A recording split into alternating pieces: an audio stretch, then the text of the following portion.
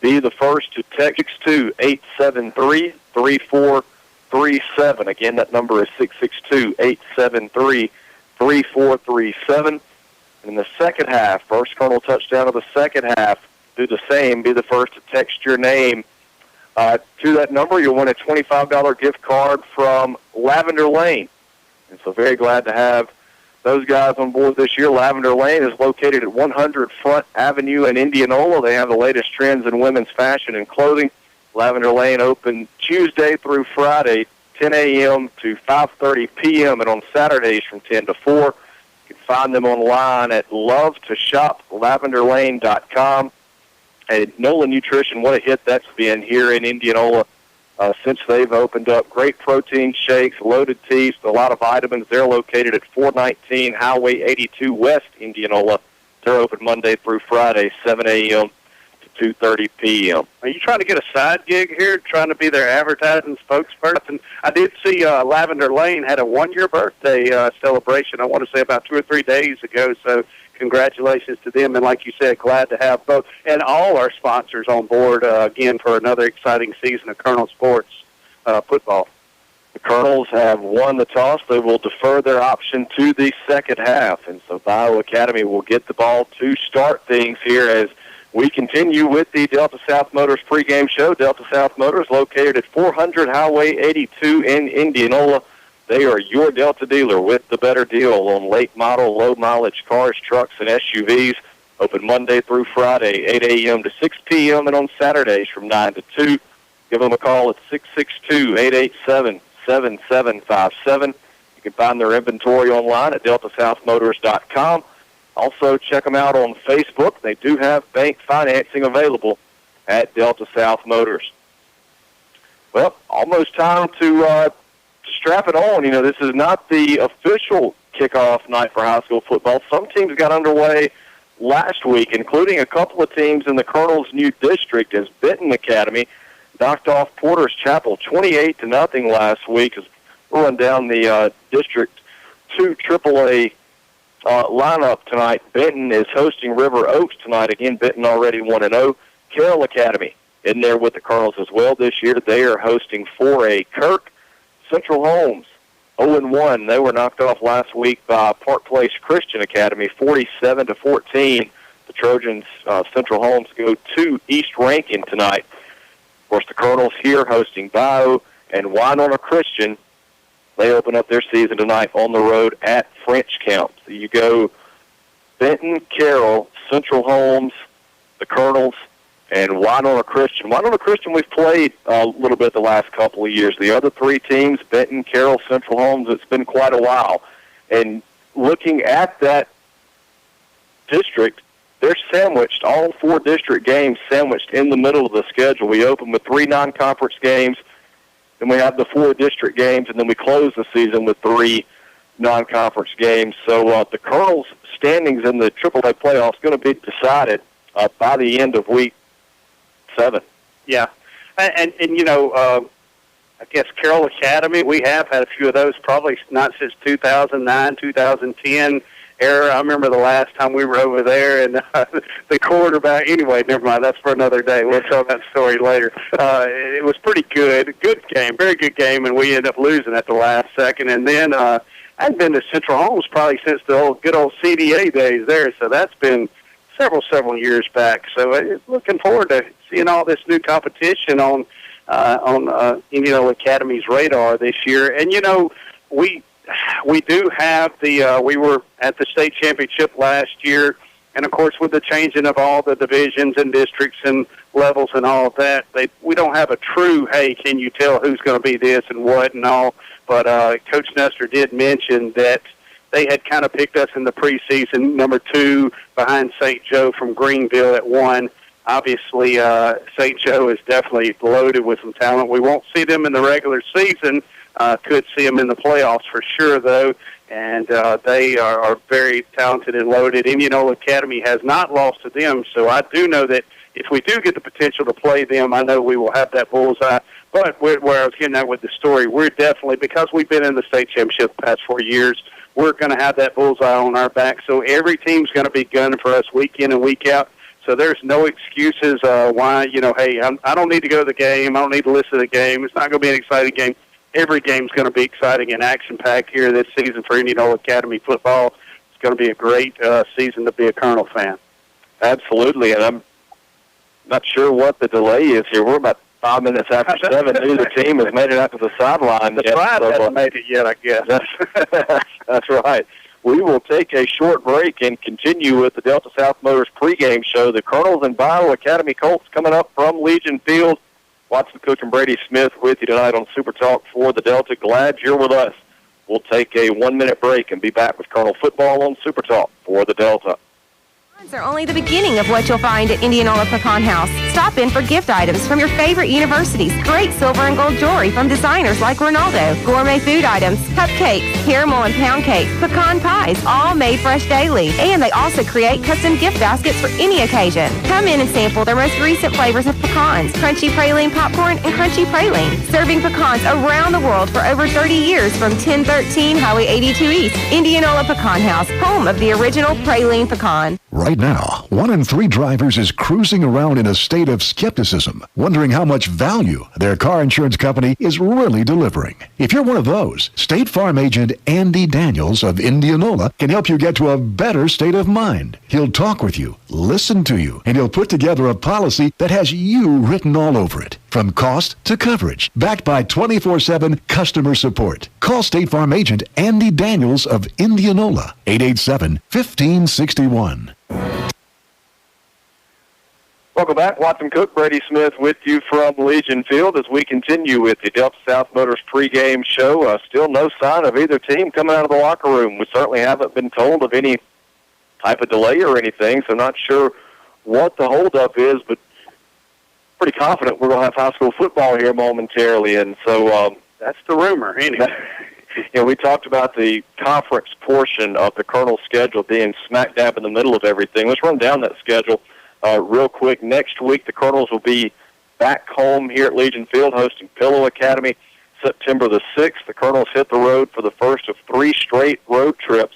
September 6th, the Colonels will go to Batesville and take on North Delta School. September the 13th, Colonels will open district play at Central Holmes. September the 20th, Colonels will go to Winona Christian. September 27th, the Colonels will return home and host Carroll Academy. The following week, October the 4th, Colonels will be back here for homecoming to take on Benton Academy, and that will round out the district portion of the schedule. October the 11th, Colonels will be at Lee Academy in Clarksdale. October the 18th, Colonels will have their regular season home finale hosting Greenville Christian. And October 25th, Colonels will finish up the regular season on the road at Canton Academy. And so that's how the schedule shakes out for the Colonels here in 2019. And like we said, hopefully going to get this one kicked off here momentarily. Got a lightning delay, as somebody texted me a second ago. So could be some, I don't know the exact ruling on that, but I do remember that being at a game in Starkville one time, and we had to clear the stadium. I don't see us clearing the stadium here, but no, the fans, the cheerleaders, the young kids, they're all out forming the spirit line on the field. They're ready to go. And they've always been ready to go. We do have some of the best diehard Indianola Academy Colonel fans. I'm telling you, those guys come week after week, always ready to roll and root on this team to victory. They definitely support them. Indianola Academy Colonels has a great support staff here. Well, no better way to kick off a new season with a lightning delay, and that's what we are in here at Legion Field. I'm not sure at what time the lightning was detected, but there will be a 30-minute wait from whenever that strike was. 30 minutes? Yeah, okay. Sure. So we may be here a while. Yeah. What you been up to lately? No, it's... I got a few grays in my beard since last time I seen you, but it's still steadily rolling along. That's all I can do. The Colonels and Colts of Bayou Academy eager to get this season kicked off, and hopefully we will have kickoff for you from Legion Field here shortly. We're going to throw it back to the station, take another quick break, and we'll continue with, I guess Delta South gets some extra advertising tonight as the pregame show continues on here. We're in a lightning delay from Legion Field And we will be back, hopefully, with the kickoff shortly. You're listening to Colonel Football on Super Talk for the Delta. 20 seconds left with Let's Make Money. It's time for our first guest to pick a category of their choice. Alex. I'll take reliable banking for $600. Though it's local, this bank is known for having expansive online capabilities. Community Bank? Correct. Reliable banking, $800. The Small Business Administration ranked this bank #1 in Mississippi for SBA loans. Community Bank? Correct again. Reliable banking, $1,000. All right, Alex, this is for all the marbles. This bank is truly like no other bank you know. Community Bank! We have a winner!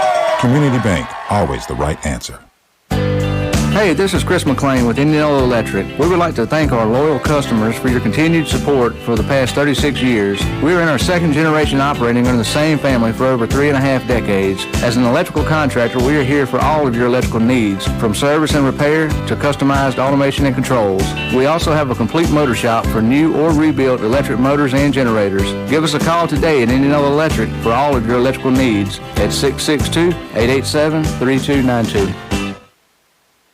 Welcome to Robertson Ford. How can I help you? I'm looking for some floors for my house. I can help you. What kind of floor are you looking for? I am looking for Mannington hardwood floors for my bathroom, my laundry room, and my kitchen. Do you have your sizes, or do we need to measure? I have my sizes, but I still need you to come measure. Whatever your flooring needs, Robertson Floor Service Indianola has got you covered. 662-887-4477. We give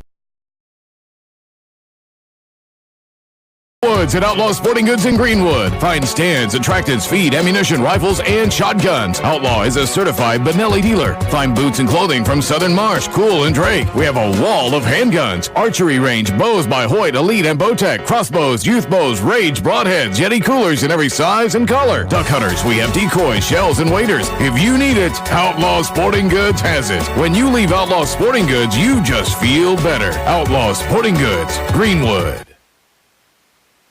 Hi folks, Brady Smith with Sunflower Lumber and Home Center here to tell you about our company. Since the 1940s, Sunflower Lumber has been in the same location with the same mission we have today. That's customer service and satisfaction to the fullest. Our dedicated, knowledgeable staff is here to work for you, whether adding on to the hunting camp, updating your kitchen or bath, spring cleaning around your property, or replacing your roof. We're your first stop for all your project needs. Stop by today at 204 Highway 82 in Indianola or give us a call at 662-887-1511 and see what shopping local can do for you. That's Sunflower Lumber and Home Center, and go Colonels. When it comes to your health, nobody beats the home team at South Sunflower County Hospital. When you have a minor emergency, waiting to be seen can be a real pain. That's why you need Delta Primary After Hours Clinic. You'll love the convenience and personal attention that can only be found at South Sunflower County Hospital. You'll also have peace of mind knowing that you'll have immediate access to our full scope of hospital services. Visit your winning team at www.southsunflower.com. South Sunflower County Hospital, your hometown hospital. Welcome back. Watson Cook, Brady Smith with you from Legion Field. We are in a lightning delay here before the start of the 2019 season, but good news, both teams have made their way out of the field house and are down on the field. Still no word on maybe a start time, but this is better than when we went into the break. At least the teams are out here now, so hopefully they've been told that we can get started here shortly as we continue with the Delta South Motors pregame show. The IA Colonels, Bayou Academy Colts set to kick off the 2019 campaign.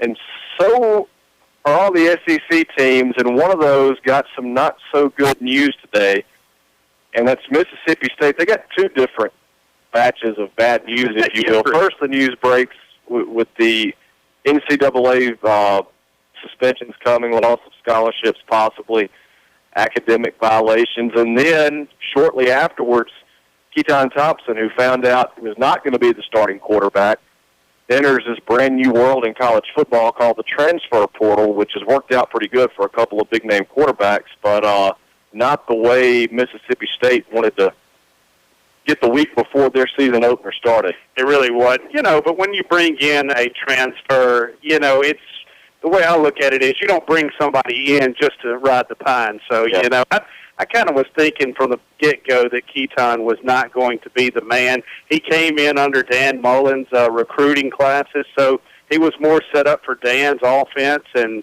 now, with Moorhead there, he's bringing in the guys that he wants, and he wants instant results. And I can't blame the man. So I do believe that Teton did a good thing by moving on, and I believe the coaching staff at Mississippi State wants to put the best product out there on the field just as bad as us, the fans, want them to do that.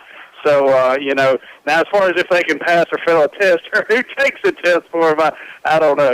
That's another thing. I hate that it occurred, but it did, and we just got to take our slap on the wrist like everybody else gets, Good news. Both teams have taken the field. It looks like we are getting pretty close to kickoff, but somebody's going to have to find the flag because Spencer Robertson lost it in the pit running through. He came through with the pole, but no flag. But, hey, the Colonels are on the field. Colts are on the field. We're getting ready for the opening prayer and national anthem, and should be about 2 minutes away from kickoff. So we're going to take our final break of the Delta South Motors pregame show, and we will be back with the kickoff between the Colonels and the Colts. You're listening to IA Colonel Football. Company to the actual repairs. We use the best parts. It will make your truck and car look just like new. Our 24-hour record service, a rental car available if you need it, and a skilled, friendly staff make Indianola Collision the #1 destination for body work on your vehicle. We hope you don't need us soon, but we're here when you do. Indianola Collision, Highway 82 East in Indianola. Call us at 887-2000. Some call it Los Mocajetas. Some can't even pronounce it, but everyone agrees that Los Mocajetas has delicious, authentic Mexican food that makes your mouth water. Satisfied customers from all over the Mississippi Delta dine with Juan and his staff every chance they get, and you will too. Los Mocajetas also has a party room that you can reserve for birthday parties, anniversaries, and just a good time. You won't feel crowded, and the atmosphere is that perfect setting for authentic Mexican food. That's Los Mocajetas Mexican Restaurant, Highway 82 in Indianola.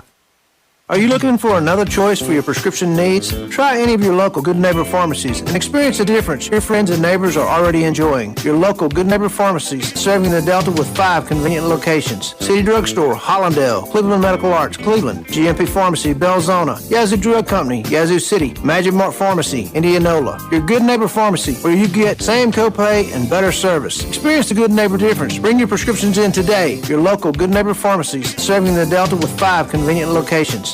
David Smith Construction of Inverness is a proud Indianola Academy sponsor. At David Smith Construction, our reputation is building every day. And Coach Tommy Nestor and the Colonels have built a winning tradition that we are proud of. Whether it be commercial or residential, let us take care of your building needs. We've been building for satisfied customers since 1982, and we would love to add you to that list. David Smith Construction is located on Highway 49 in Inverness. Call David Smith today at 265-6060.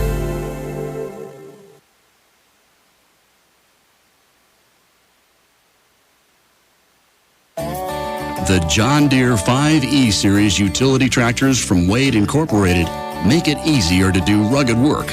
With excellent power-to-weight ratios, you'll have the pulling power to handle the most intense projects without sacrificing comfort. Visit wadeinc.com for more details. Wade Incorporated, your North Mississippi John Deere dealer.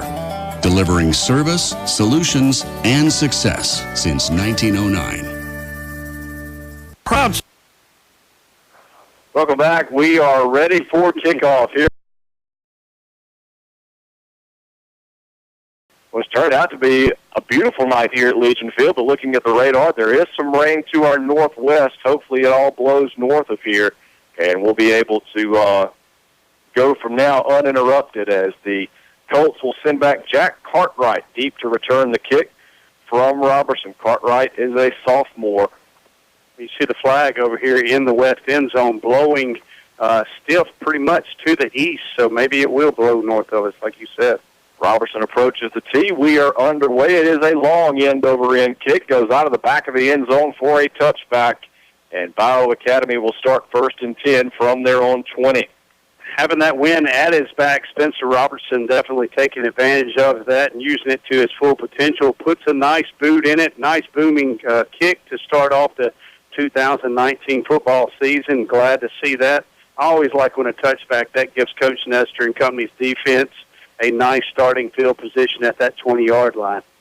Quarterback for the Colts will be the senior number 2, John Thomas Aguzzi. 1st and 10, Colts from their own 20 as we open things up here from Legion Field. Larson Ingram in the backfield for the Colts, an I formation. Clay Taylor in front. They give it off to the First man through, that's Taylor, and he's wrapped up shy of the 30-yard line. They'll mark it at the 28, an 8-yard gain. Braden Kimball among the first Colonels to get there. Well, Watson, as you had talked about, Indianola Academy going to be probably run heavy on the offensive side of the ball. I expect Bayou Academy to be that way as well, as they're testing the waters on a new quarterback this year as well. So, you want to get that confidence up under those young quarterbacks and get that boost of confidence, and that's the way, nothing better than a nice running game to complement that and get that boost of energy there. Call it 2nd and 1 from the 29. Hayes Holman in the backfield for the Colts as well here on 2nd and short. Aguzzi will go under center. A flag is down. I believe we've got a delay of game against the Colts. Well, I was looking at the play clock down in the east end zone. We got Dale Earnhardt legal Jr. substitution. I apologize. Okay.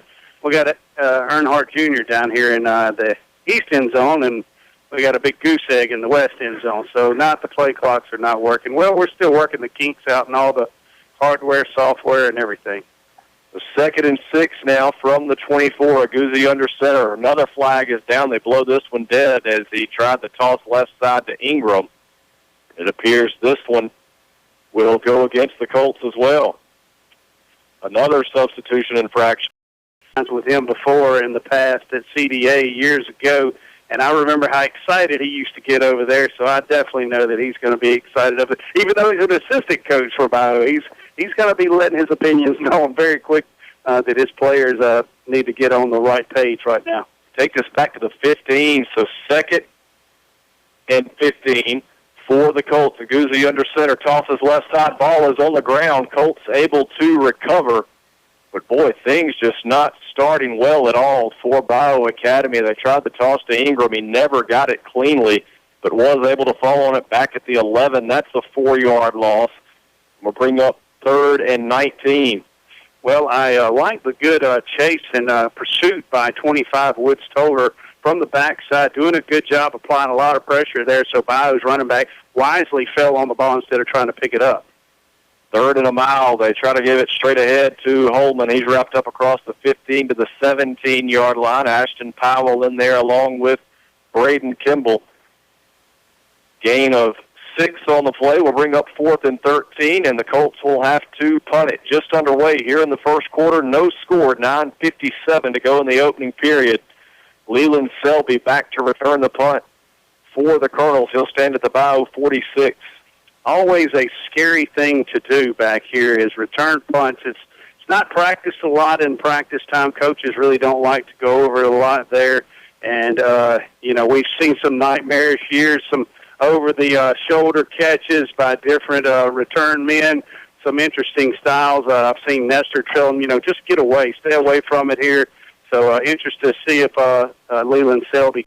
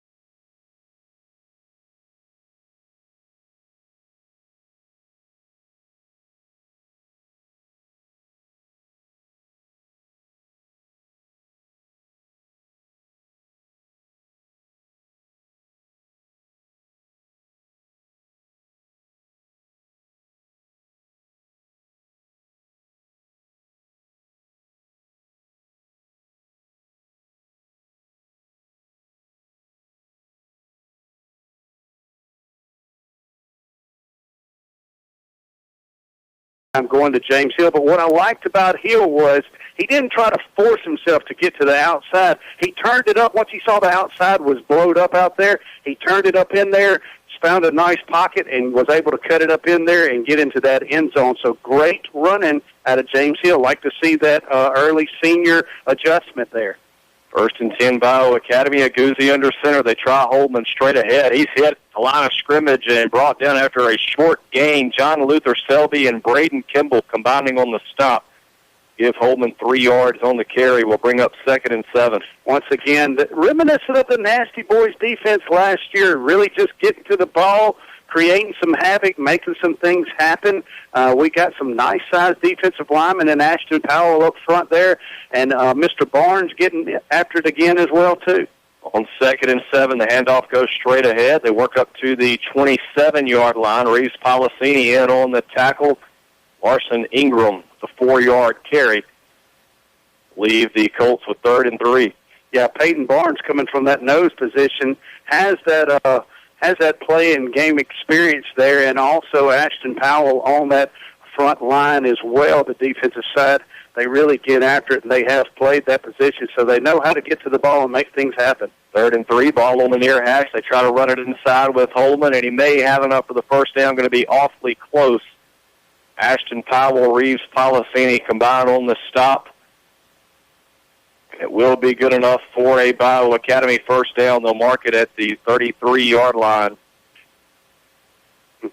Not sure who's running the IA Twitter account, but they said Woods Toller had the first Colonel touchdown of the season. That was 21, though. That was James Hill. It was. Yeah, pretty sure that was Hill. But regardless, Colonels are up 7-0 as Aguzzi hands off straight ahead. Nothing doing there. The Colonels crash inside, only a 1-yard gain for Clay Taylor.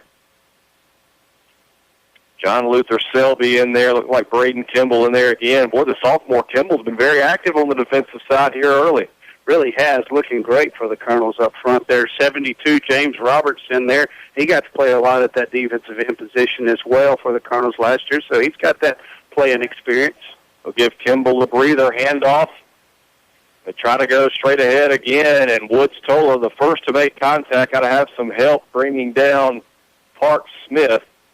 He gains to the 37, a 3-yard pickup. Will leave Bayou Academy with 3rd and 6. And that's what that 3-man front does for Indianola Academy. It really messes up some offensive linemen. Those guys looking up, trying to figure out who to block. James Hill that time, James Roberts that time, shot across the face of the tackle at the last second. So he took in that B gap there. So the tackle blocked down, and then Toller comes up from the outside position untouched. So that's why he was able to make a very nice tackle and beat Johnny on the spot there. 6:40 to go, first quarter. Colonels on top, 7-0. Aguzzi rolls left, looking to pass, fires complete right at the sticks, brought down immediately by Brandon Brown.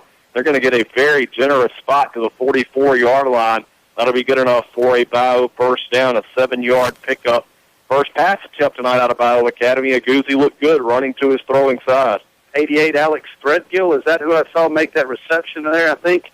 I believe that was him. Did a great job of holding on to the ball, bringing it down there, because like you mentioned, Watson, Brandon Brown was in his hip pocket and made a nice tackle right after the reception, but just were able to hold on to the ball. High formation in the backfield. It'll go to the fullback, Taylor, and he keeps his feet driving, works up near midfield. Spencer Robertson, Peyton Barnes combining on the tackle. They'll put it right on the 50. A 6-yard gain will bring up 2nd and 4. Yeah, that looked like either Selby or James Robert. I think it was Selby was in the backfield shooting that A gap in there, trying to put the pressure on the Colts running game, and just wasn't able to.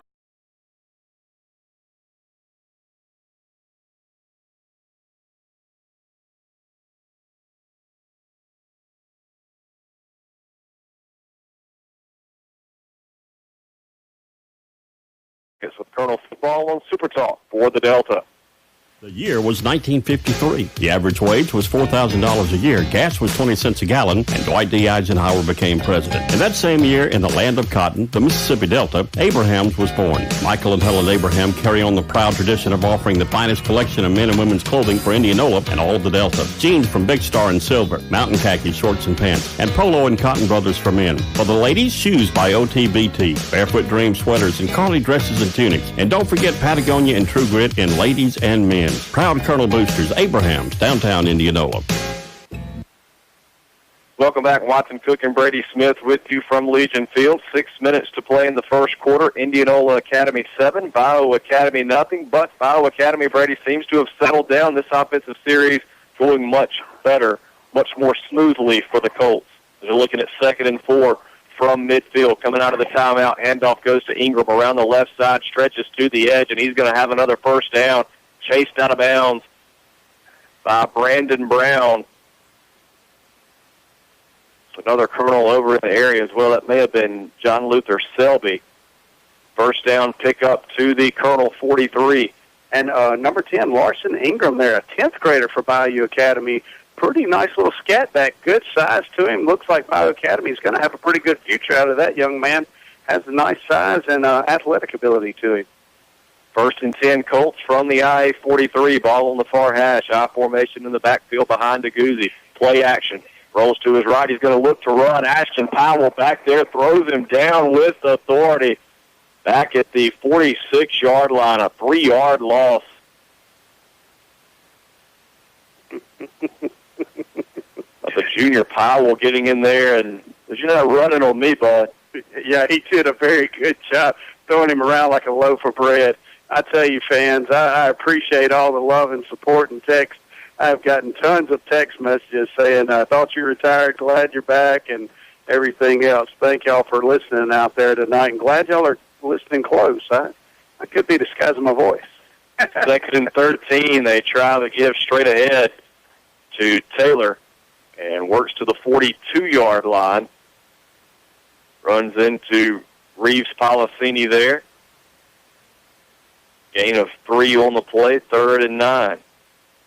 3rd and a long 9. Clock runs with 4:20 to go in the first quarter. Colonels on top, 7-0. A 7-yard touchdown run out of James Hill put the Colonels on top. Aguzzi under center with an offset eye in the backfield on 3rd and long. He'll toss it left side to Ingram. Follows his blocks. He's got a first down inside the 35 to the 33, maybe the 32.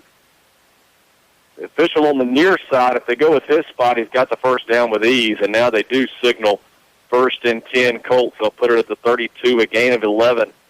Once again, Larson Ingram running with a head full of steam there, and looks very good for the Colts in the backfield, making a very nice run for them, moving those chains once again for the Colts offense. This is definitely what they needed. That first series had the Butterflies going, and this series they have settled down.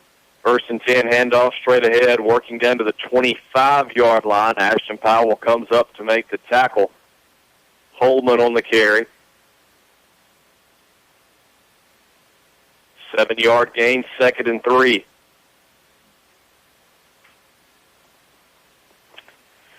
Defense, I'm sorry, go ahead. Is really getting drugged down right now. They've got to come up with some kind of answer here.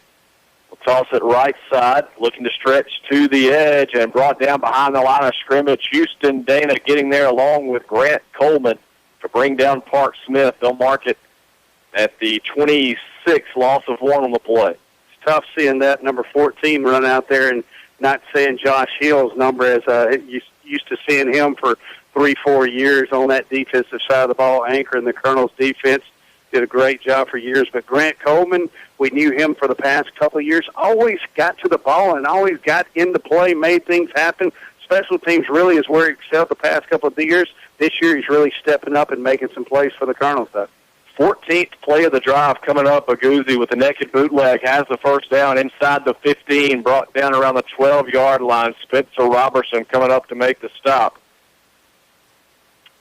And you don't like it when your safety is having to make the tackle, but you called it. Even Aguzzi calling his own number, running a naked bootleg, like you said, just sweep it out there in the backside, had all the flow of offense going to one direction. It was a great misdirection play there for the Colts, exactly what their offense needed to move those chains one more time. Really tiring and wearing down this defense for the Colonels. We've got to get them off the field, make a nice stand here. Colonels on top 7-0, 2:13 to play first quarter. Snap goes through the hands of Cartwright, who was in there at quarterback, and the Colonels have recovered. John Landon Chisholm comes up with the recovery at the Bayou 26-yard line. Well, the Colts look to change things up there with their quarterback. The snap went through his hands, and the Colonels needed that break because Bayou Academy was on their 15th play of the drive. As you mentioned, they were wearing that defense down, and now new life for Indianola Academy. They take over 1st and 10 at their own 26, on top, 7-0. Great bend but don't break mentality there for that defense. We used to have the cardiac Colonels is what we used to call them several years ago. We don't need that coming back this season here. We don't need enough excitement. We've already got enough excitement in our lives. Ball on the far hash. Putnam will pitch it near side. Leland Selby trying to find the edge, cuts in, now back out, gets across the 30 to the 32-yard line. Give him 6 on the carry. 27 just used Leland's face mask to push his body up there. I'm surprised he didn't get a unsportsmanlike conduct there for the Colts. But nonetheless, Leland Selby, like to see him in the backfield running, getting his number called out there this year. Did a great job on his first run of the season, and nice 5-yard gain. I like to see that we have more running backs, more options to do. Getting 5 to the 31, 2nd and 5 coming up. Putnam under center, 2 receivers to the far side. Handoff goes straight ahead to Selby. Not much happening there. May have gotten half a yard. Sea of white shirts converge, led by Q. Williams and Gilbert Lopez. Or that was Walker Zapponi on the carry. I beg your pardon. No gain on the play, 3rd and 5. I can say that the Colonels, I would think, are going to be very successful on the offensive line here. We do have a lot of experience returning, but we are going to get called upon very heavily this season. Officials blow this one dead as Selby was coming in motion near side. Bayou Academy burns a timeout with 47 seconds left to play in the first quarter. Colonels on top, 7-0. We'll take a 1-minute break and be back with Colonel football on Super Talk for the Delta. There's something special about having that trusted friend by you each day. No matter what life brings, he's always there, ready to lend an ear, a smile, and even a helping paw.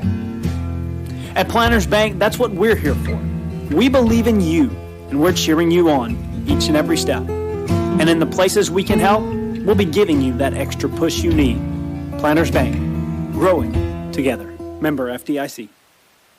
Coach Tommy Nestor here for South Sunflower County Hospital.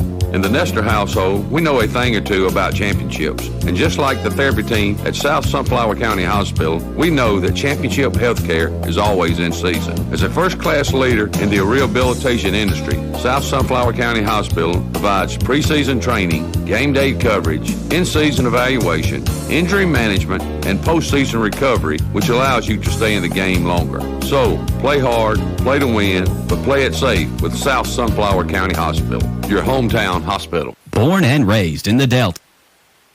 Timeout, 3rd and a long 4 for the Colonels. Putnam works out of the gun with Zapponi and Selby stacked to an eye to his right. Now Toller comes to the near side. Now back in motion to the right. Putnam fakes the give, calls his own number. He's got enough for the first down, it appears, as he works to the 38-yard line. It will be good enough for a Greenville Motorsports first down, a 6-yard carry for the senior Putnam.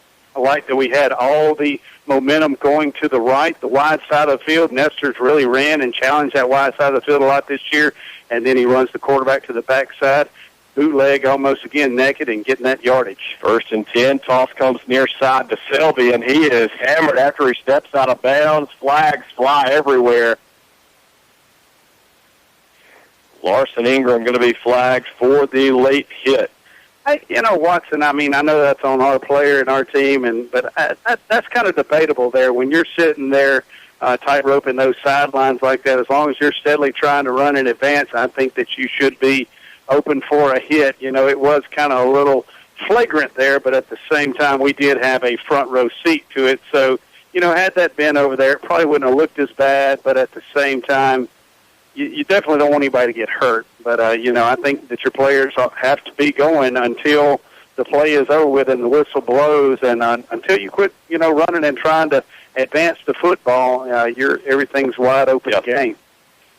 Well, the good news is Selby able to get up and apparently unfazed by the hit, and so a 9-yard gain for Selby, and then a personal foul will tack on 15 more. Colonels will be in Colt territory with 1st and 10. 27 seconds to play in the first quarter. Indianola Academy on top 7-0. Courtesy a James Hill 7-yard touchdown run.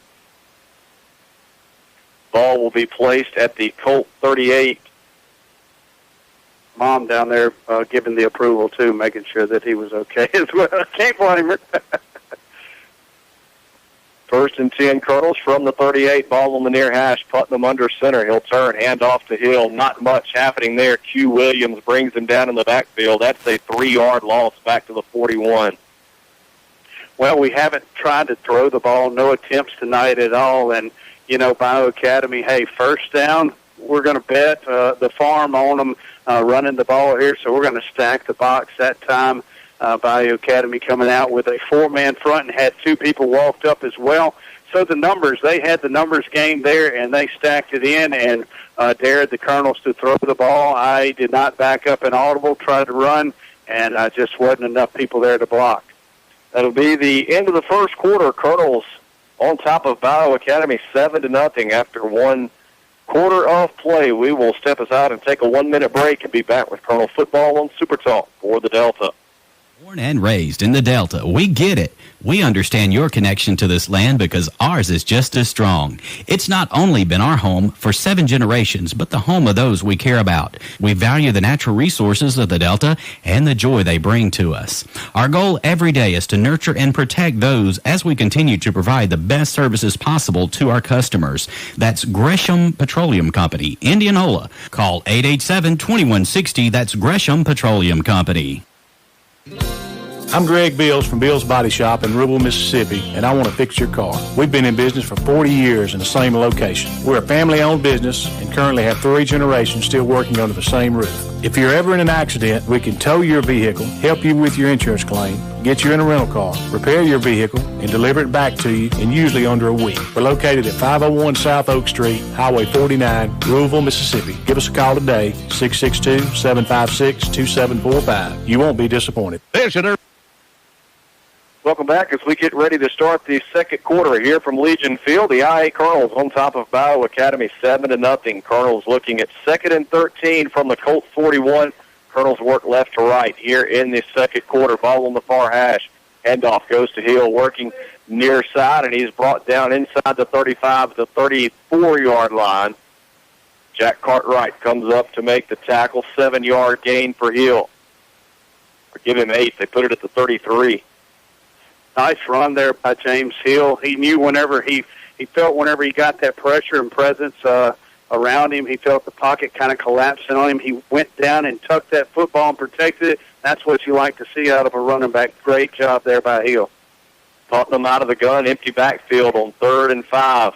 Hill comes in motion, a reverse to Toller going around the left end. He's got Putnam as the lead blocker. Toller has a first down. A flag is down.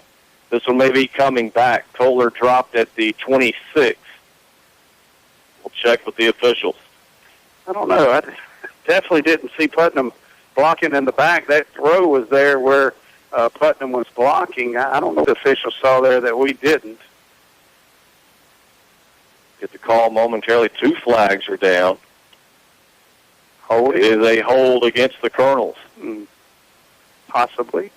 That first down run will come back. Just underway in the second quarter here in Indianola. Watson Cook, Brady Smith with you from Legion Field. Indianola on top of Bayou 7-0 as penalty will move the Colonels back to the 44. We'll leave them with 3rd and 14.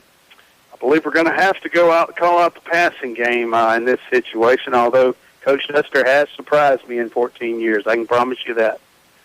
Putnam works out of the gun. Hill comes in motion. Play action. Putnam going deep down the right side, looking for Selby. Caught one-handed grab at the 17. Inside the 15 to the 12 goes Leland Selby.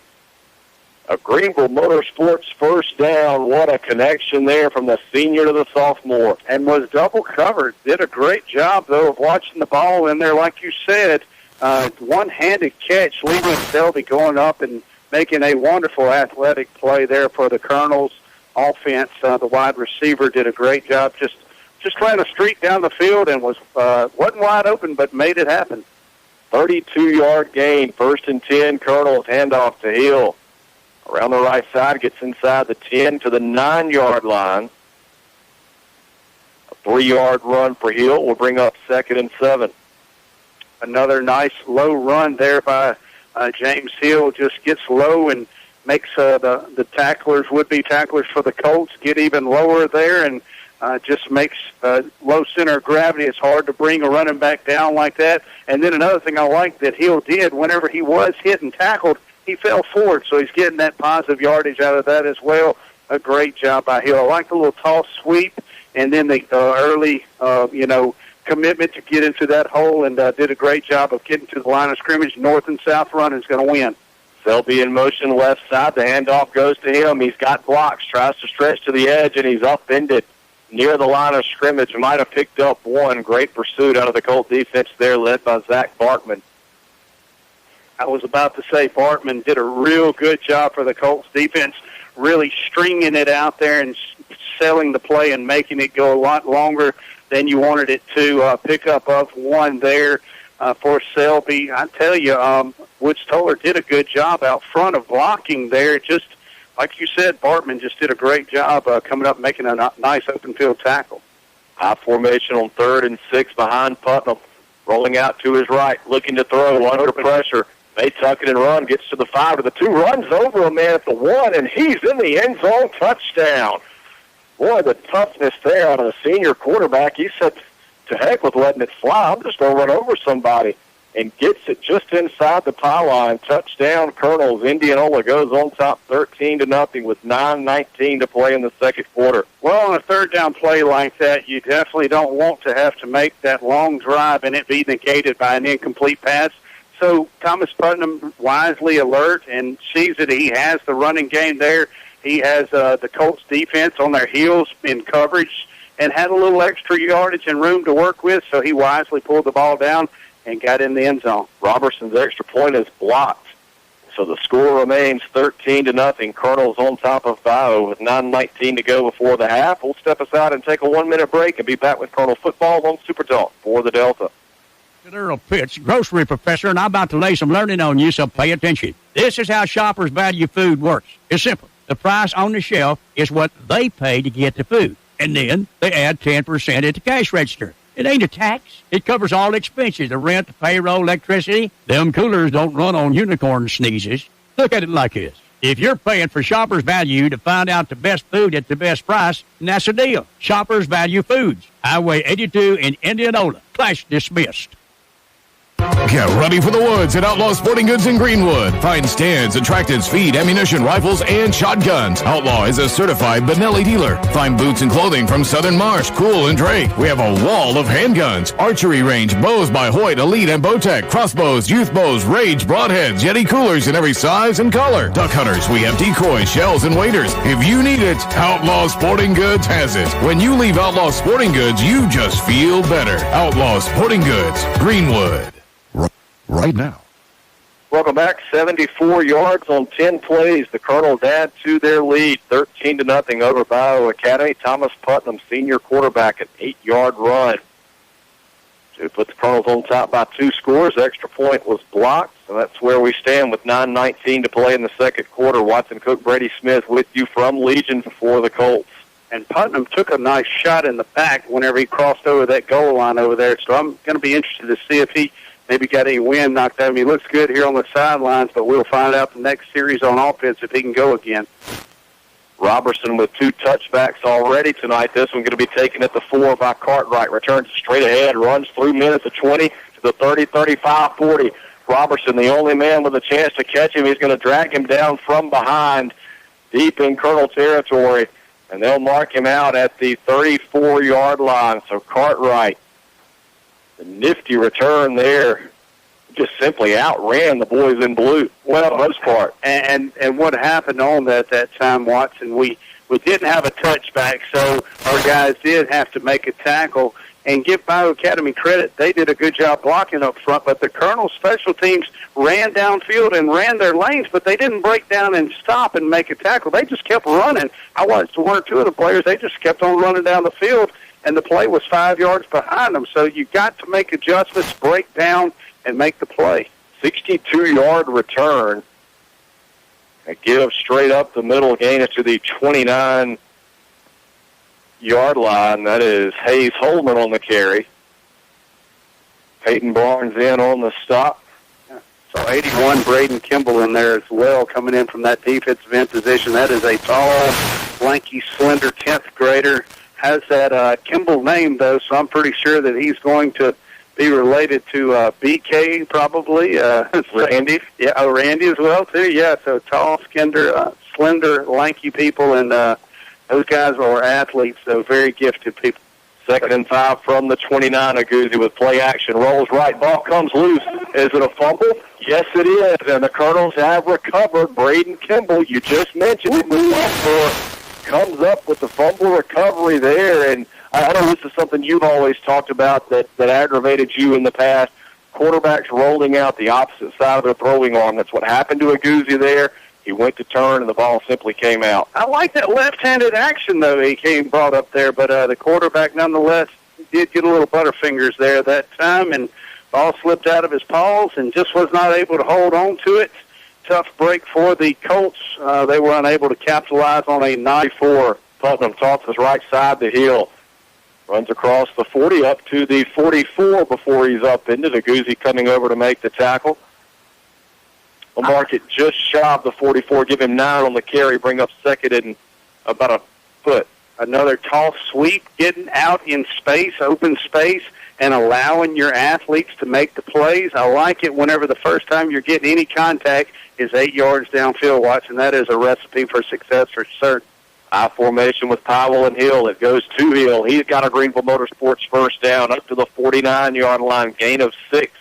That'll move the chains for the Colonels. Just a dive play there off his left tackle's rear end, and just Coach Nestor telling him, hey, you want to run north-south this play, don't do anything fancy, don't dance, try to miss anybody. If you want to run over players and get that first down, you really call on that offensive line to open up some holes.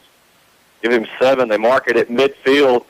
Goes to Hill again. A flag is down as he picks up 2 to the 48. We'll check the penalty marker. That's going to be in the area of hold. I didn't see it. I did notice that we were running in that area, though, and I'm sure James Hill made a little nice cut at the last second to avoid one would-be Bayou Academy tackler. Whenever he changed that position, I'm sure an offensive lineman got caught with his hands outside of those shoulder pads. It will be holding against the Colonels. That'll back them up around the 40-yard line. 7:29 to play, second quarter. Colonels leading Bayou 13-0. They will put it at the I-39. You're getting old and tired on me, partner. You having to sit down this soon? I'm telling you, it's tough standing up all day on your feet and doing it at nighttime as well. Putnam out of the gun on 1st and long. Handoff comes to Toller around the right side. Nowhere to go. He's brought down immediately. Matthew Short will bring Toller down at the 35. That's a loss of 4. Another 10th grader for Bayou Academy. They definitely have a bright future here. A lot of 10th graders sprinkled on that roster here tonight I'm looking at. And but they do have a big-sized team as well. Several players here. Indianola Academy having a lot of players as well. Nestor mentioned out of 51 boys in grades 8 through 11, 33 are playing. That's pretty awesome there. 2nd and 25 from their own 35. Putnam looking deep down the left side, going for Robertson. Through the hands and incomplete. There was nice coverage downfield. Zach Barkman going step for step with Robertson, and Barkman is slow to get up. The incomplete pass will leave the Colonels with 3rd and 25. Yeah, it was. A little incidental contact down the field about 5 yards before he caught the ball, but nonetheless, Robertson, I figure, would have been able to recover and make that catch. Just went off his fingertips. I like the timing, though, that Putnam right now has to his receivers. However, all he's done is gone for the home run ball. Hadn't gotten that confidence up under him that we are accustomed to seeing with quarterbacks. Brandon Brown in the game comes in motion, near side pass, throws left, intercepted, picked off by Larson Ingram, and he is going to return it for the touchdown. I don't know if there was miscommunication there with Putnam and his receivers, but Ingram was the only player in the area of that pass, and that's an easy pick six for Bayou Academy. Yeah, it looked like that. Also looked like that ball was tipped at the line of scrimmage, maybe changed a little bit of it, the trajectory up the ball, and it went, like you said, right into that Bayou defender's hands, and he ran it back for the easy pick six, like you mentioned. Tough way to break in your first game as quarterback, being your senior year. And that's what I was kind of going at earlier. You want to say, hey, let's get 5-yard chunk. Let's get 6, 7, 3 yards. Let's try to build that confidence up under you, and that just was not very good there for the Colonel's offense.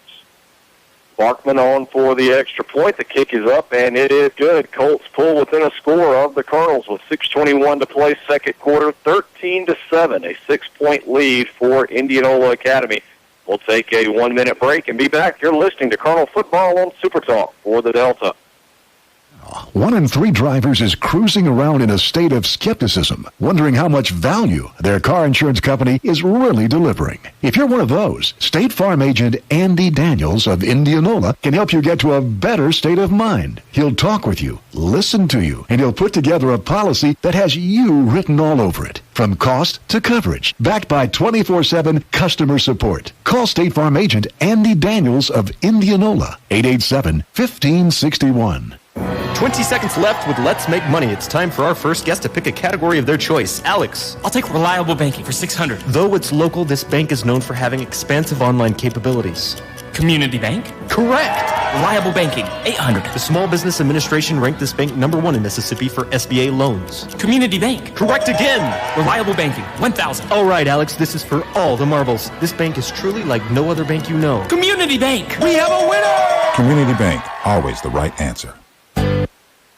Back, Colts get on the board with a Larson Ingram pick six and cut the Colonel lead 2-6, 13-7 with 6:21 to play before the half. Colonel set to get it back. Leland Selby and Thomas Putnam will go back to return the kick from Zach Barkman. First attempt on the season for the Colonels to get a kick return, so this is going to be interesting seeing how they've adjusted and adapted over the season. Putnam did have 5 returns a season ago, averaged 17.2. They'll take this one at the 16, makes a cut to the right side across the 30, slipping in and out of defenders, works up near the 35. When Putnam made a lot out of what looked like maybe nothing on that return, decent field position to start this drive for the Colonels. He kind of got that ball out there at the last second, though, and had it swinging out there in open space, and that is not something that you want to see. Things could get very tricky real quick. Had the Colts picked up a fumble there, and definitely the momentum of this game would have greatly changed. So we definitely avoided a big disaster there. Nonetheless, the Colonel's offense is out on the field again. 18-yard return, 1st and 10, handoff straight ahead to Hill. Has a burst of speed. Going to be dropped just shy of the first down marker. They'll put it at the 44. And it's going to bring up 2nd and inches, it appears. Give him 9 on the carry. James Hill, not like the big backs that we're used to seeing in the past, nor the little small scat backs like a Sebastian, but at the same time gets it done. He stays low with that low center of gravity. I like the way he's hitting the line of scrimmage and really getting in there and making a great attack. Fuller comes in motion. Handoff goes straight ahead. Good enough for a Greenville first down. The ball comes loose. Bayou Academy coaches think that the Colts have recovered. Still no indication from the officials.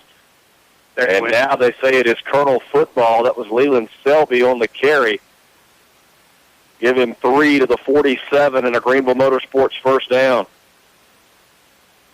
Watson, we don't have any instant replay in high school football, do we? Thank goodness. Not until you get to the state championship. Yeah, I was thinking maybe in the playoffs. Yeah, somewhere it was. Yeah. We've got a timeout on the field, 5:29 to play, second quarter. We'll keep it here. A timeout for a water break. Well, the Colonels got off to the great start, thanks to some miscues for Bayou Academy. And then the Colts able to sustain a couple of drives, just unable to put anything on the board until the pick six from Larson Ingram. And now we're right back almost where we started. We've got ourselves a great game, a 6-point game, a little over midway through the second quarter. Colonels on top 13-7. A new quarterback, some new guys in the backfield, some new linemen up front. What are your thoughts on what you say of this Colonel offense so far? District. I mean, all you need is a new partner or a new radio station, a new mascot. I don't know. Heck, we might get all kind of stuff here this year. That would be wild, I'll tell you. We still got the same Colonel Blue faithful, though, and the coaching staff still here. I like it. You know, I like that Coach Nestor's trying to let this young, inexperienced offense, get some experience out here and get to playing time and just mainly going north to south right now, not trying anything flashy, although we are going to have to get some short passing game going here sooner or later, or everybody's just going to key in the box. 1st and 10 from their own 47. Hands off to Toller, has running room right side. He's in Colt territory. Tries to shimmy a man near the 30 and almost lost the football. It came out of his hands, but he was able to recover, thank goodness, and went straight up in the air. And Toller goes out of bounds at the 25-yard line, a 28-yard carry, another Greenville Motorsports first down. Now, that is one good thing that Nestor does do there. Instead of going for the pass, the little short 3-5-yard out dump passes, let's run the ball to the outside. Let's get the speed. Utilize that speed, get in the open area. You like your offensive tackles. You like to get behind them. They do a great job of collapsing down, not letting that defensive end work upfield and getting deep as the deepest back, and we're able to get to the outside. So a great job blocking up front, opening some lanes there, and Woods just outrunning everybody to the trying to get north and south there. Bayou Academy has called their second timeout of the first half as Hemp Judson and John Reese Jackson had checked into the game. We'll see what the Colonels do coming out of the timeout on 1st and 10. Clock's still running down there. That's they set that for the timeout. So they have done that now. Yeah. Interesting. Huh. That's pretty neat. Well, I'm glad to see we can get that to work, but we can't get our play clocks to work. 1 out of 2 ain't bad for the first night. Yeah, really. Colonel's looking at 1st and 10 from the Colt 25 when we come out of the timeout on top of Bayou Academy 13-7. Stay with us. Coming up during the Larry Vance Scott Station halftime show, we'll have Lost Pizza trivia for you. You'll have a chance to win a $10 gift card from Lost Pizza. We'll recap the first half, go over some stats. Thanks to Reed Terrell. Haven't mentioned him yet tonight. Up here with us in the booth tonight, keeping stats. We certainly appreciate him being here and doing a great job so far. Coming out of the timeout, 1st and 10, Colonels. Zapponi and Hill in the backfield. It goes to the tailback, Hill around the left side, and spins his way inside the 22 near the 21 before he's taken off his feet. Gilbert Lopez going over to make the stop. They'll mark it at the 22, bring up 2nd and 7. Well, this offensive line, really, we're going to lean on them a lot and call on them a lot more here. And, with the inexperienced backs, just trying to develop them in-game learning experience, I guess you're going to say here. We're really doing great. Goes down very awkwardly and is slow to get up. They will mark Putnam at the 19, give him 3 on the carry. Will he be able to stay in the game here? We'll see. I called his number for a while. He went down definitely awkward. It hurt me watching him fall down there. I saw that leg go kind of straight out there, and about that time somebody hit it. And he needs to get out of here for a play. Things twisted in ways they're not supposed to. Yeah, really. He walked off under his own power. Cole Farrell, the sophomore, going to check in, get a snap or two here, let Putnam catch his breath, and trying to get things straightened out, because that looks very ugly, but glad to see he's walking on. And Cole playing the junior high quarterback last year, so he has that experience up under that center. He knows what he's doing here. 3rd and 3. Farrell will hand off around the right end to Toller. Tries to make a man miss, but nothing doing. Colt sniffed that one out. A late flag is down. Well away from the play. James Hill got tied up with the defender out of bounds after the play was over. No gain on the play for Toller. Will bring up 4th and 3 in decision time for Tommy Nestor. Well, what happened that time, the defense really worked upfield hard, not allowing Indianola Academy to get to the outside and utilize that speed, and that's what I was talking about earlier. If as a defensive end, if you really work upfield hard and stay as deep as that deepest back and not let them get to the outside, that'll shut down the speed, so we're going to have to come up with something different. Of course, having an inexperienced quarterback come in there, a 10th grader, so Bayou Academy knew that they were able to take the gamble and we're going to be able to come up with a big play there, and they took advantage. So holding is the call against the Colonels. Maybe the flag was not thrown on Hill and the defender because that was 20 yards away from the ball and out of bounds. So officials will bring this one back to the 29 is where they'll put it down. 10-yard penalty. Colonels have got to get to the 15 to pick up a first down. 3rd and 14. Putnam back in the game. 3:37 to play second quarter. Colonels on top 13-7. Toller comes in motion near side. Play action from Putnam. Throws down the left side looking for Robertson. A flag is down. Robertson wants interference, and he may get it. There was a little incidental contact going downfield. Nothing that I thought was any worse than the prior pass attempt to Robertson, though. So, I don't know. That flag could be a little home field cooking here, and I'll definitely take it. I'm a Colonel fan and love to see when the ball bounces in our favor, but really didn't see anything out of the ordinary there that time. They're going to be defensive holding against the cornerback there. That'll take the ball to the 18-yard line and leave the Colonels with second and long 2. Although I really didn't think the James Hill holding play over here is a penalty. So, I think maybe the officials were kind of negating that whole thing in a long kind of way. I formation behind Putnam, 3rd and 2. Handoff goes to the senior Hill, straight ahead. Going to be awfully close. He was hit hard right at the line to gain. Depend on the spot.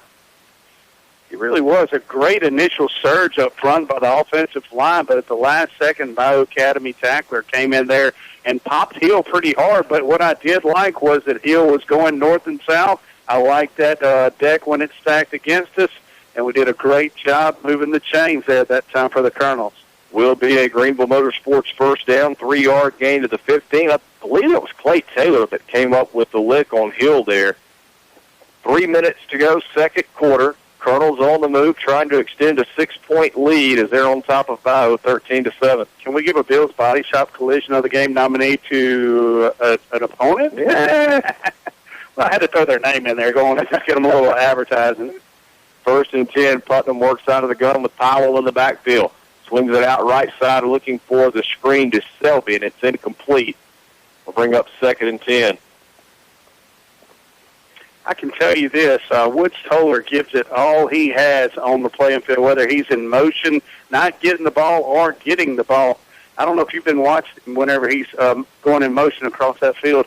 He has them feet churning 1,000 miles an hour, really working hard out there. The senior really wants to leave it out on the field this year, and glad to see him out there in the uniform another season for the Colonels. 2nd and 10 from the 15. Putnam under center. Toss it right to Selby. Selby puts his head down and works to the 10 before he's taken off his feet. 5-yard gain will bring up 3rd and 5. Hayes holding it on the stop for Bayou. Ashton Powell doing a good job blocking up front for the Colonels, really leading the way and showing them which way to get here. Colonels are hurrying up to the offensive line of scrimmage, trying to catch the Colts off guard. 3rd and 5. Putnam will toss it near side. Comes to Selby again. Runs into a wall and taken down. Only gains 1 to the 9.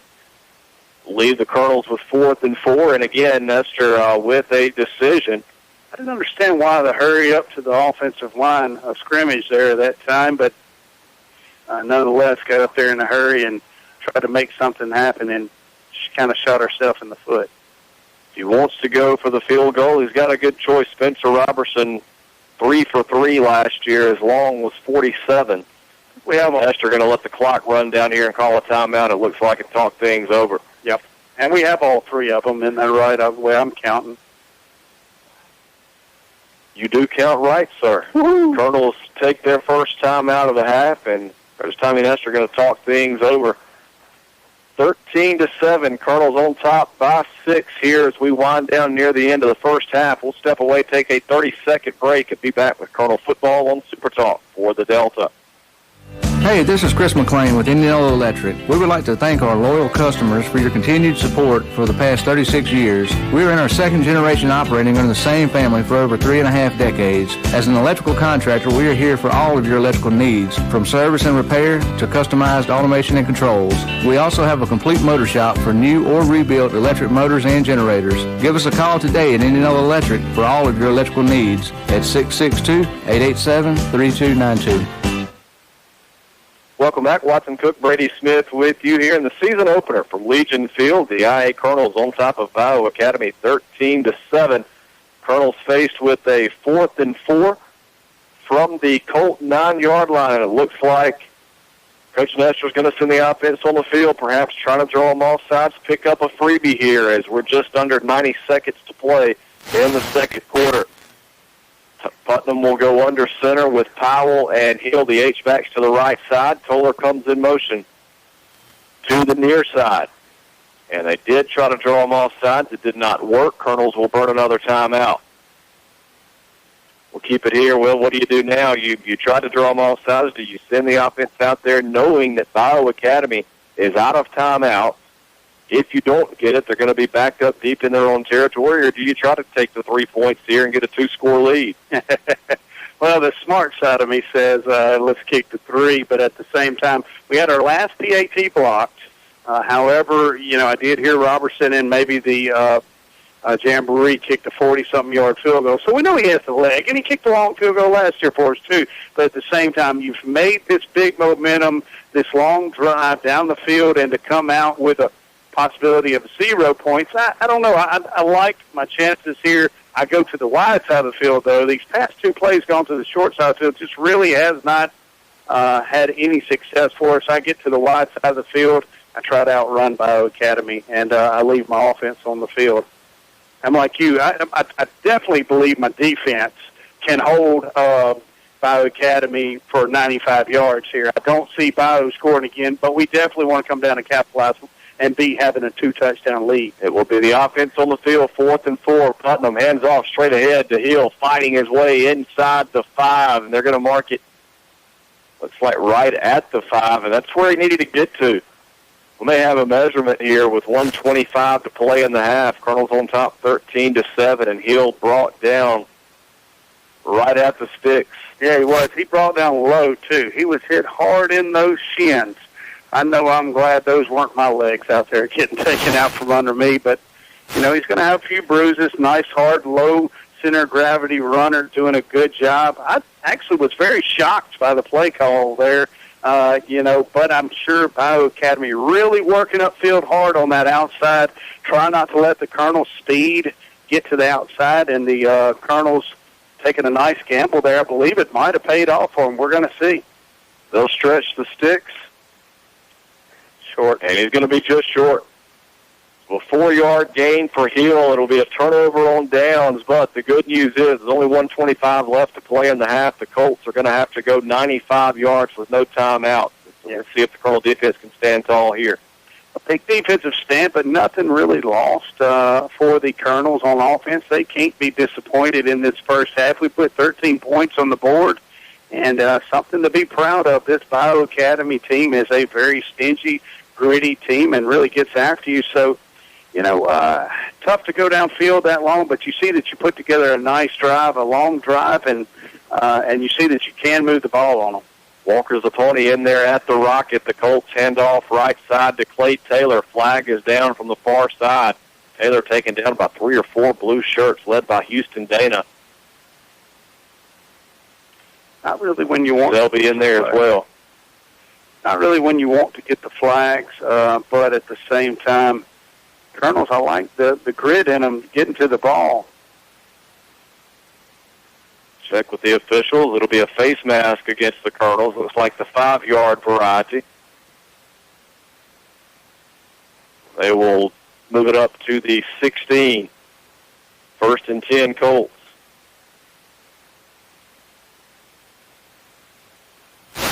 Clock runs now with 1:13 to go in the half. Colonels hanging on to a 6-point lead. Bayou out of timeouts at their own 16. Hand off to the fullback, straight ahead. Not much happening there. Picks up 3 to the 19. Selby in there once again, along with Ashton Powell. Clay Taylor on the carry.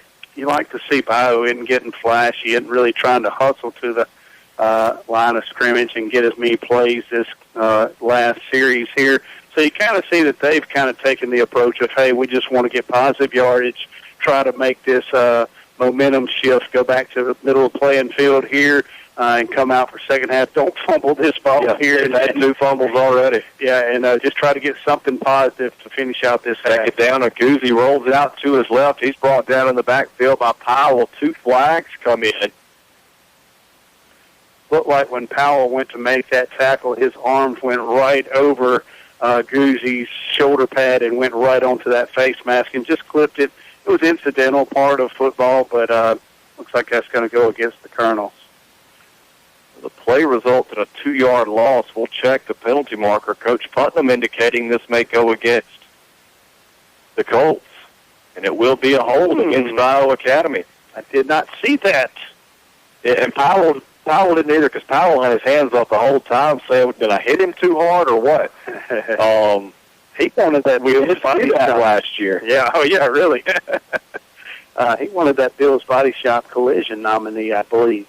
The penalty will take the Colts back to the 8 with 20 seconds to go in the first half. Handoff will go to Taylor straight ahead, and he works to the 12-yard line, a 4-yard pickup.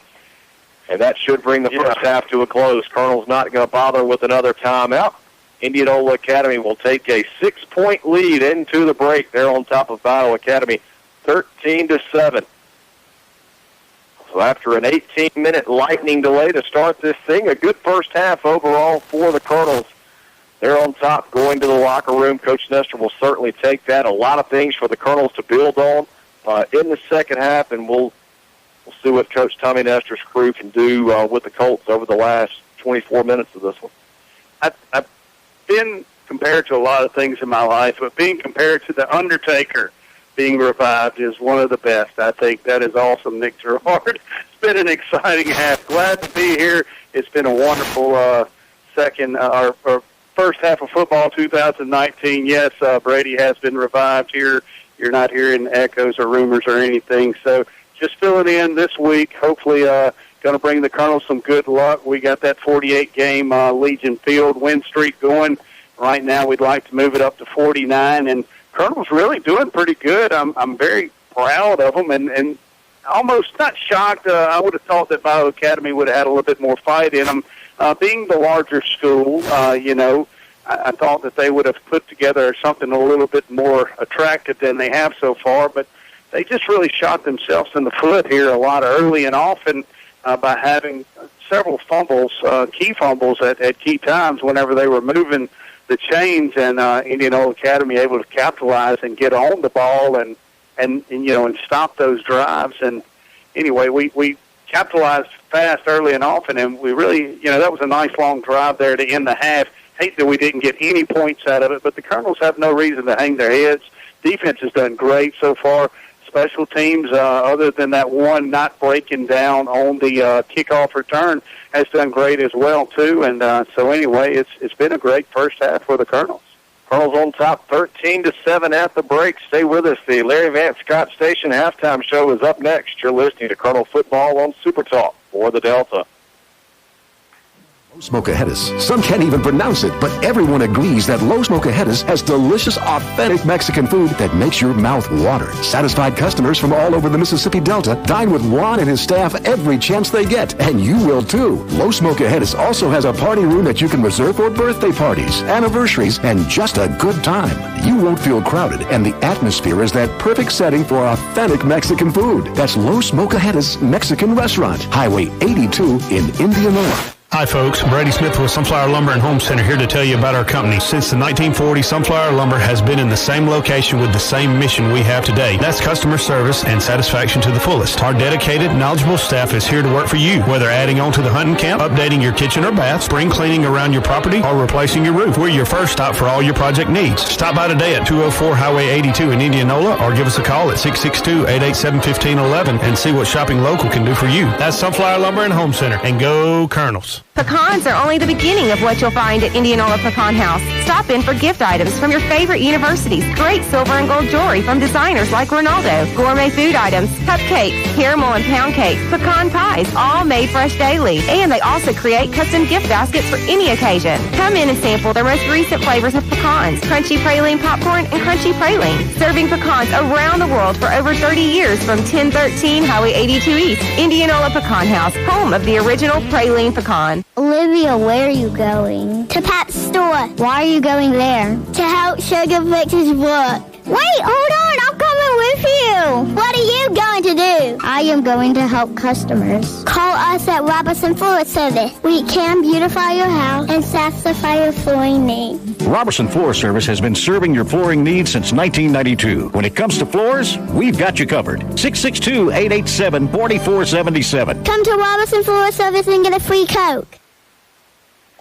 Welcome back, Watson Cook, Brady Smith with you here at the half. The Larry Vance Scott Station halftime show where the IA Colonels are on top 13-7. If you're hungry in the morning, hungry at lunch, if you're hungry any time of the day, go by and see Larry Vance and his friendly crew at the Larry Vance Scott Station, located on Highway 82 next to South Sunflower County Hospital in Indianola. Go by and get a hot breakfast cooked fresh every day.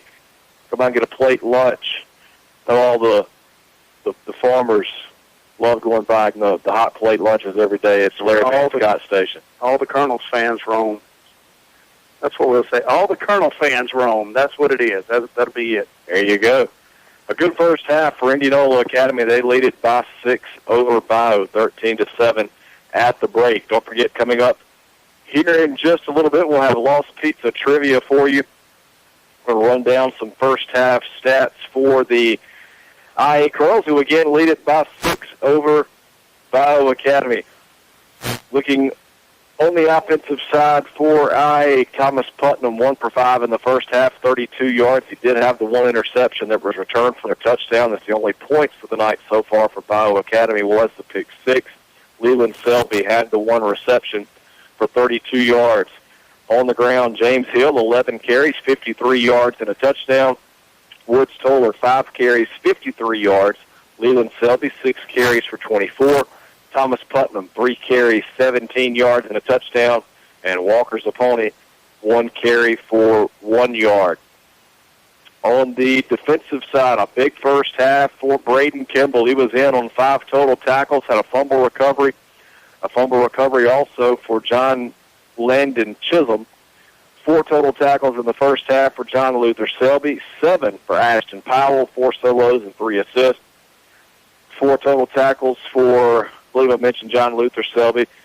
Let's see, 3 total tackles for Reeves Policini, 2 tackles each for Peyton Barnes and Brandon Brown, also 2 each for Grant Coleman and Houston Dana, and several other Colonels getting in there with 1 tackle in the first half, Leland Selby and Warren Toller.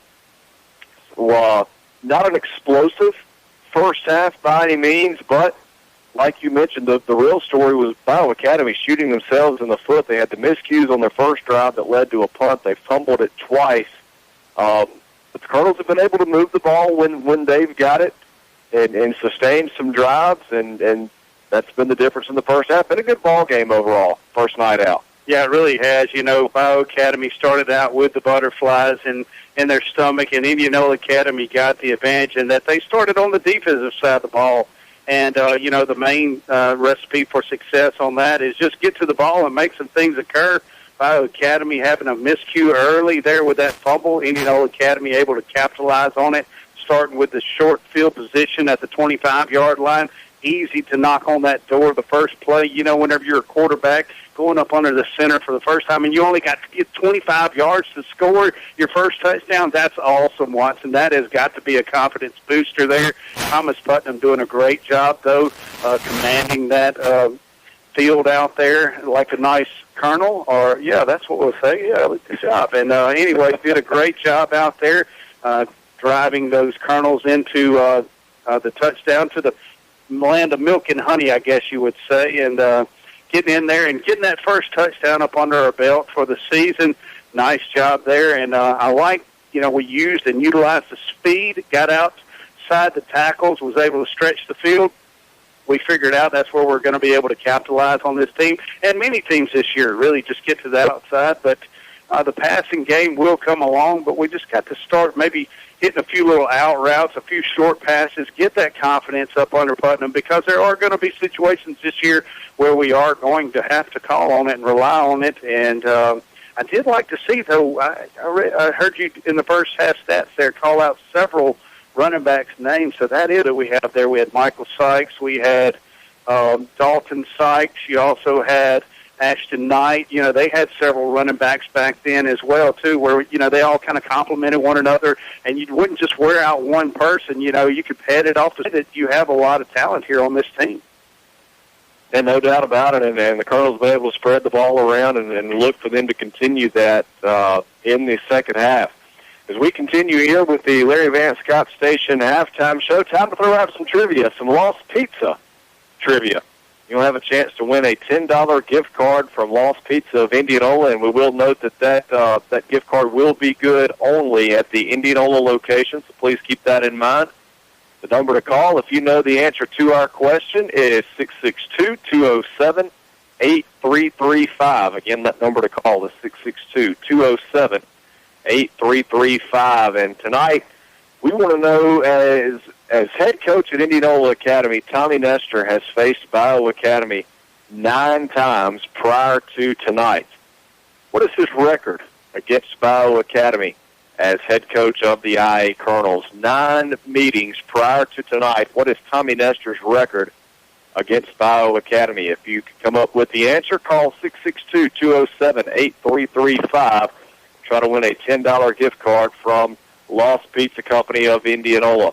We will take a 1-minute break. We'll try to get a winner, and we'll be back with Colonel Football on Super Talk for the Delta.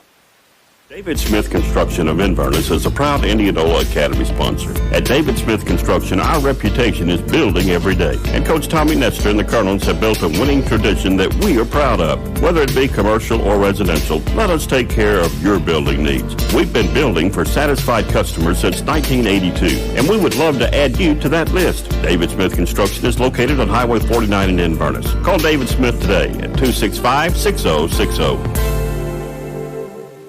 An accident in your vehicle is always unpleasant, but getting it repaired doesn't have to be. Scott Lofton and the staff at Indianola Collision will help you through the process. From the insurance company to the actual repairs, we use the best parts. It will make your truck and car look just like new. Our 24-hour record service, a rental car available if you need it, and a skilled, friendly staff make Indianola Collision the #1 destination for body work on your vehicle. We hope you don't need us soon, but we're here when you do. Indianola Collision, Highway 82 East in Indianola. Call us at 887-2000. Welcome back. Watson Cook, Brady Smith with you from Legion Field. We are in the Larry Vance Scott Station halftime show, and we do have a winner on our Lost Pizza trivia question. Will Pitt, the winner tonight. We wanted to know, what is Tommy Nestor's record against Bayou Academy? He's faced him 9 times as the head coach of Indianola Academy, and the answer to that is an unblemished 9-0. And hopefully Coach Nestor can continue that streak here tonight as well. But congratulations to Will listening, and congratulations. See, this is what I miss. I mean, the halftime, the camaraderie right here. So, I mean, this is definitely something I want to miss. Everybody calling in, guessing, and texting, and giving me some guesses. There's some wild guesses here that definitely add up more than 9 games. So, anyway, but that's the fun part of this whole thing. So, anyway, love the the Colonel faithful out there listening, and I knew Will Pitts had the finger on go there. Did a great job. Glad y'all are listening in, and congratulations. Colonel's on top at the break, 13-7 over Bayou Academy. We'll take a 2-minute break and continue with the Larry Vance Scott Station halftime show. Right after this, you're listening to Colonel Football on Super Talk for the Delta.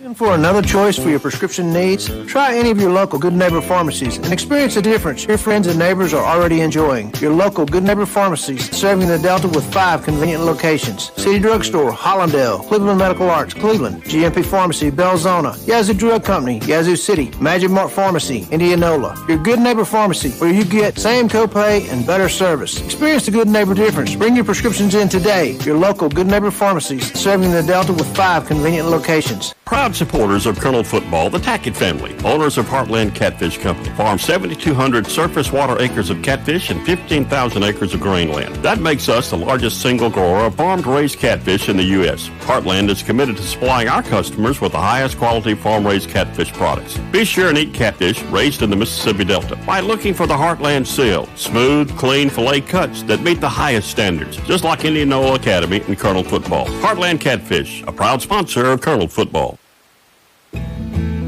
There's something special about having that trusted friend by you each day. No matter what life brings, he's always there, ready to lend an ear, a smile, and even a helping paw. At Planters Bank, that's what we're here for. We believe in you, and we're cheering you on each and every step. And in the places we can help, we'll be giving you that extra push you need. Planters Bank, growing together. Member FDIC.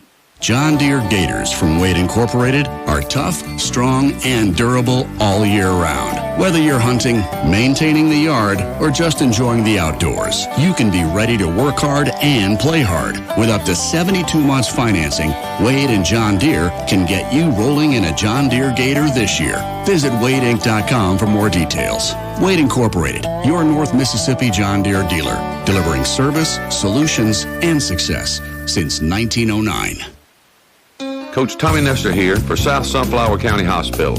In the Nestor household, we know a thing or two about championships. And just like the therapy team at South Sunflower County Hospital, we know that championship healthcare is always in season. As a first-class leader in the rehabilitation industry, South Sunflower County Hospital provides preseason training, game day coverage, in-season evaluation, injury management, and postseason recovery, which allows you to stay in the game longer. So, play hard, play to win, but play it safe with South Sunflower County Hospital, your hometown hospital. Born and raised in the Delta, we get it. We understand your connection to this land because ours is just as strong. It's not only been our home for 7 generations, but the home of those we care about. We value the natural resources of the Delta and the joy they bring to us. Our goal every day is to nurture and protect those as we continue to provide the best services possible to our customers. That's Gresham Petroleum Company, Indianola. Call 887-2160. That's Gresham Petroleum Company.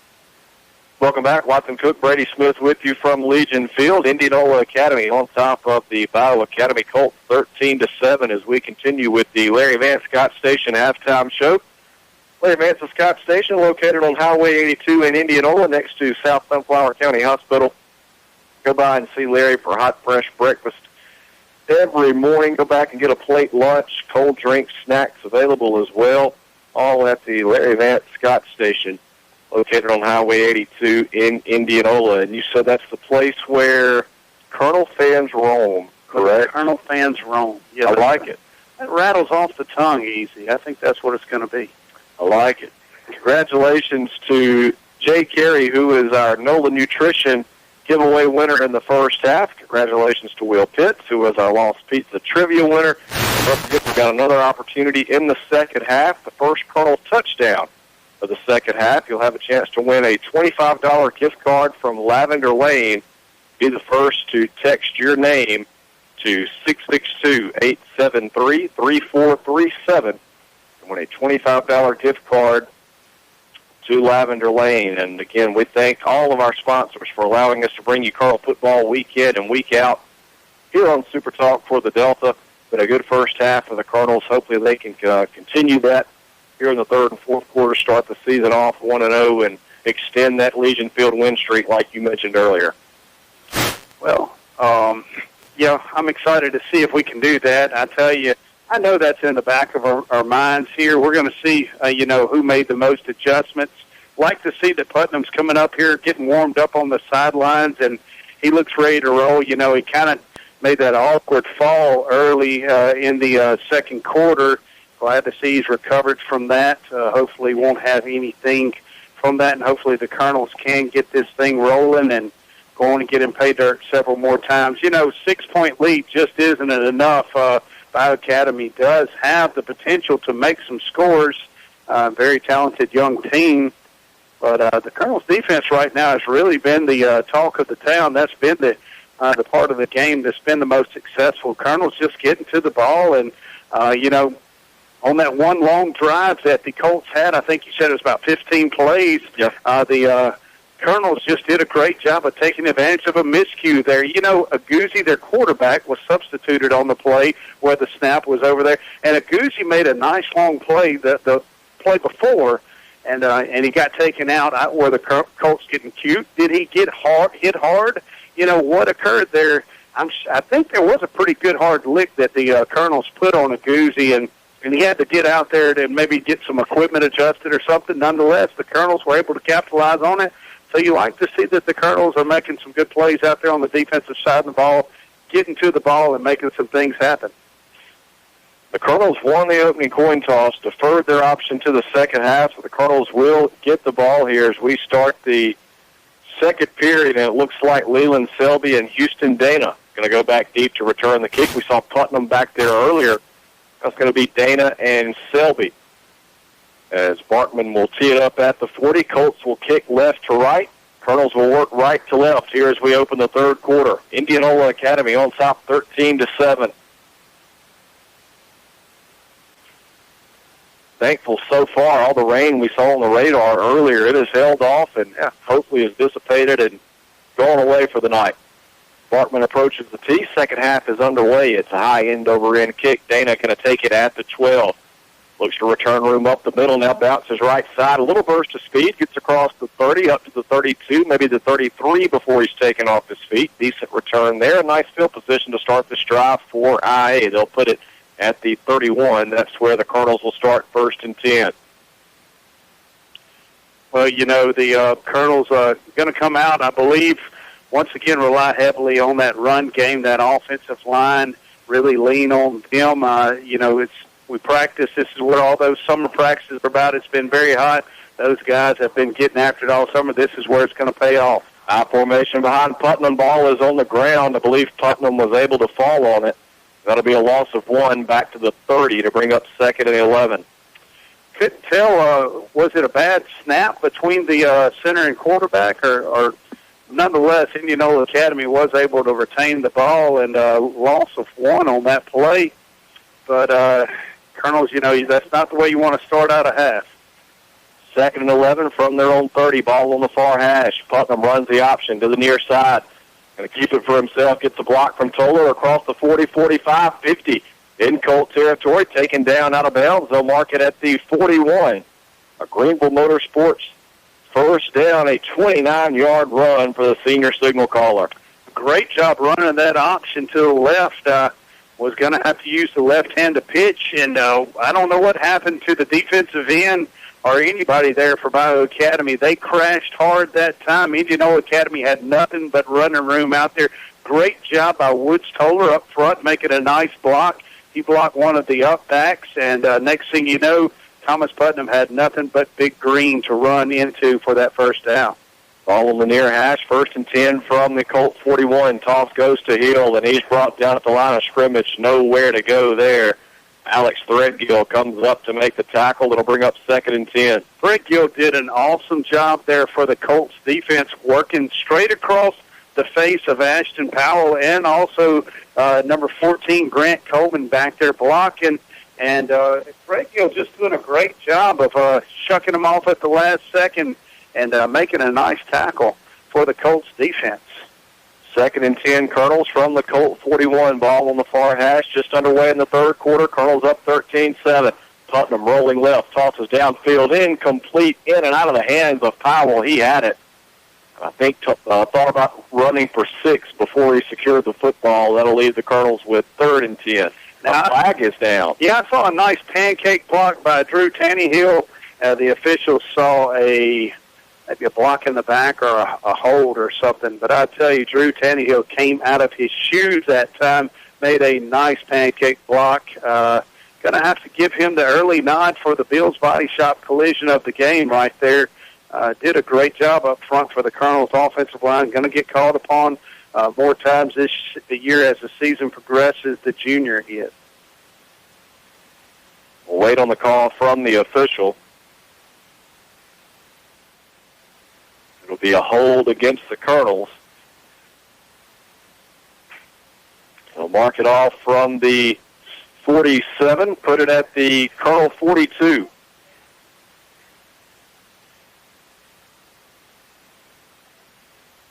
Colonels are backed up way far now, and I believe this is where you're going to have to start getting into a little bit of that passing game here. But let's try not to hit the home run ball, and let's get just a little bit bits and pieces back here, just a little bit at a time. 2nd and 27. Putnam works out of the gun, looking to pass. Steps up in the pocket, lost it down the left side, throws into triple coverage, was looking for Toller. It falls incomplete. I don't know if that thing slipped out of Putnam's hands, but it was awfully wobbly going down the field, and Colonel's fortunate to be left with 3rd and 27. Well, how does that sound? Yeah, he had a little pressure in the pocket, and again, trying to go for the home run ball, like you mentioned, in triple coverage as well, as the Colts defense just taught not to let anybody get behind them, and Woods was well covered by the Colts defensive secondary. They were definitely expecting pass and just didn't have anywhere to go. We just picked up a couple yards on that incomplete pass. They spot that at the 44. Putnam dumps it off to Coleman underneath. It's back into Colt territory, dropped at the 43-yard line, 15-yard pitch and catch. Will leave the Colonels with 4th and about 13, and we'll see the punting unit come on. Gilbert Lopez, number 50, applying a lot of pressure there that time on Putnam, as Putnam gets gets hit there and has to come up off his seat at the end of that play, not able to watch the end of that catch. Lopez, if you remember from last year's game, we called his name a ton of times. He was a great defensive threat. He hadn't really shown out a lot here tonight for the Colts defense. James Hill on the punt, a nice high spiral kick to be taken at the 11 and dropped at the 15 is Jack Cartwright. Walker Zapponi and Jacob Sapolito getting downfield to make the tackle. They'll mark it at the 16-yard line. That's where the Colts will start 1st and 10. I like to see that. Did a great job of special teams punt unit getting downfield, making that halo around the return man, and once he caught it, boom, hitting him right there, not allowing him to get much yardage on the return. Also, James Hill doing a great job of punting the ball, making a nice high spiral, so he's allowing his defenders to get downfield and not kicking it out of the back of the end zone. 32-yard punt, 5-yard return. Handoff goes to Holman on 1st and 10 for the Colts. He works his way to the 24-yard line, taking down Reeves Policini after a gain of 8. Tyler on offense there that time, having a lot of misdirection. Quarterback went to the right, hands off to the left, and might have been either miscommunication or misdirection one, but it did work for the Colts offense as they got an 8-yard pickup. Aguzzi under center. He'll turn handoff left side. This time it goes to Ingram. He's got a burst and a first down, taken down by Brandon Brown just shy of the 35-yard line. Yeah, again, not sure if Ingram's going to be their premier running back, but I believe I'd be calling his number a lot more this season if I were the Bayou Colts coaching staff here, as he really gives them a burst of energy coming out of that backfield, able to avoid several would-be Colonel tacklers and making some things happen for the Colts. Give Ingram 10 on the carry. They call his number again. This time, wrestle down in the backfield. James Roberts, the first to get there, bring him down at the 35. They give him 1. Boy, he was able to fall ahead for pick up 1 yard. I thought it was going to be a loss. I did too. Yeah, James Roberts just staying low there at that time, not getting blown out, and staying low whenever he did that, able to hold his ground, and did a great job of finding the running back and just would not let him out of his grasp. Second and a long 9, Aguzzi under center. Hand it off straight ahead. Holman works to the 38, a 3-yard gain. John Luther Selby, James Roberts in there again. I like to see the coaching staff for the Colonels getting a lot of substitutions in here, getting a lot of playing faces, different faces in there, calling on these guys, trying to let them earn their position, their place on the field, also giving a few people some rest here as well, and that's what you like to see, coaching staff able to call on a lot of Colonels. 3rd and 6 for Bayou Academy from their own 38, Aguzzi. Under center with play action, calls his own number, rolls to the right, brought down from behind by Powell. A flag is down in the backfield. Coach Putnam indicating that will be against the Colts. Yeah, I believe that was a hold there in the backfield. I did see that. Good call by the officials.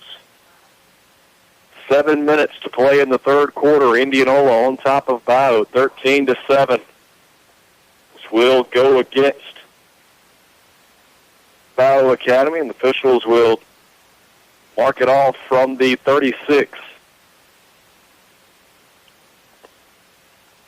I'm trying to remember, Watson, in Lions Club Wednesday when Nestor spoke to us, he even mentioned a 9th grader's name that was coming up to play this season. So that tells you that there is a bunch of young talent at Indianola Academy, got some good, strong young talent coming up, and got a bright future here at the Academy. And definitely excited to see these young guys, this younger generation, getting in here and getting some playing time. A lot of these new names this year, I'm having to look down about every other play to see what numbers are what, and trying to get everybody called in there. 3rd and 18, we'll call it from the 26. Got to get to the 44 to pick up a first down. Aguzzi out of the gun. Swings it left side. Caught, short pass, brought down. No gain on the play. Will Burrows on the reception, and he was wrestled down immediately by Hill as he got out in the flat, stopped it for no gain. 4th and 18 coming up. Yeah, James Hill doing a great job just stretching the field out and not letting anybody get to the outside, making a nice open field tackle, coming up with some cramps, looks like on the opposing sidelines over there, and going to have to make that long walk all the way across the field. Just get some cramps, working them out now. Who else was out there as well that I saw? Was that maybe 81, maybe 14, I believe I saw either Grant Coleman or Braden Kimball, one of the two, but they also did a great job coming in there and making a nice pop at the last second. Maybe Grant Coleman, I believe is who it was. But nonetheless, the Colonel's doing a great job of getting to the ball. 3rd down, long situation, passing situation.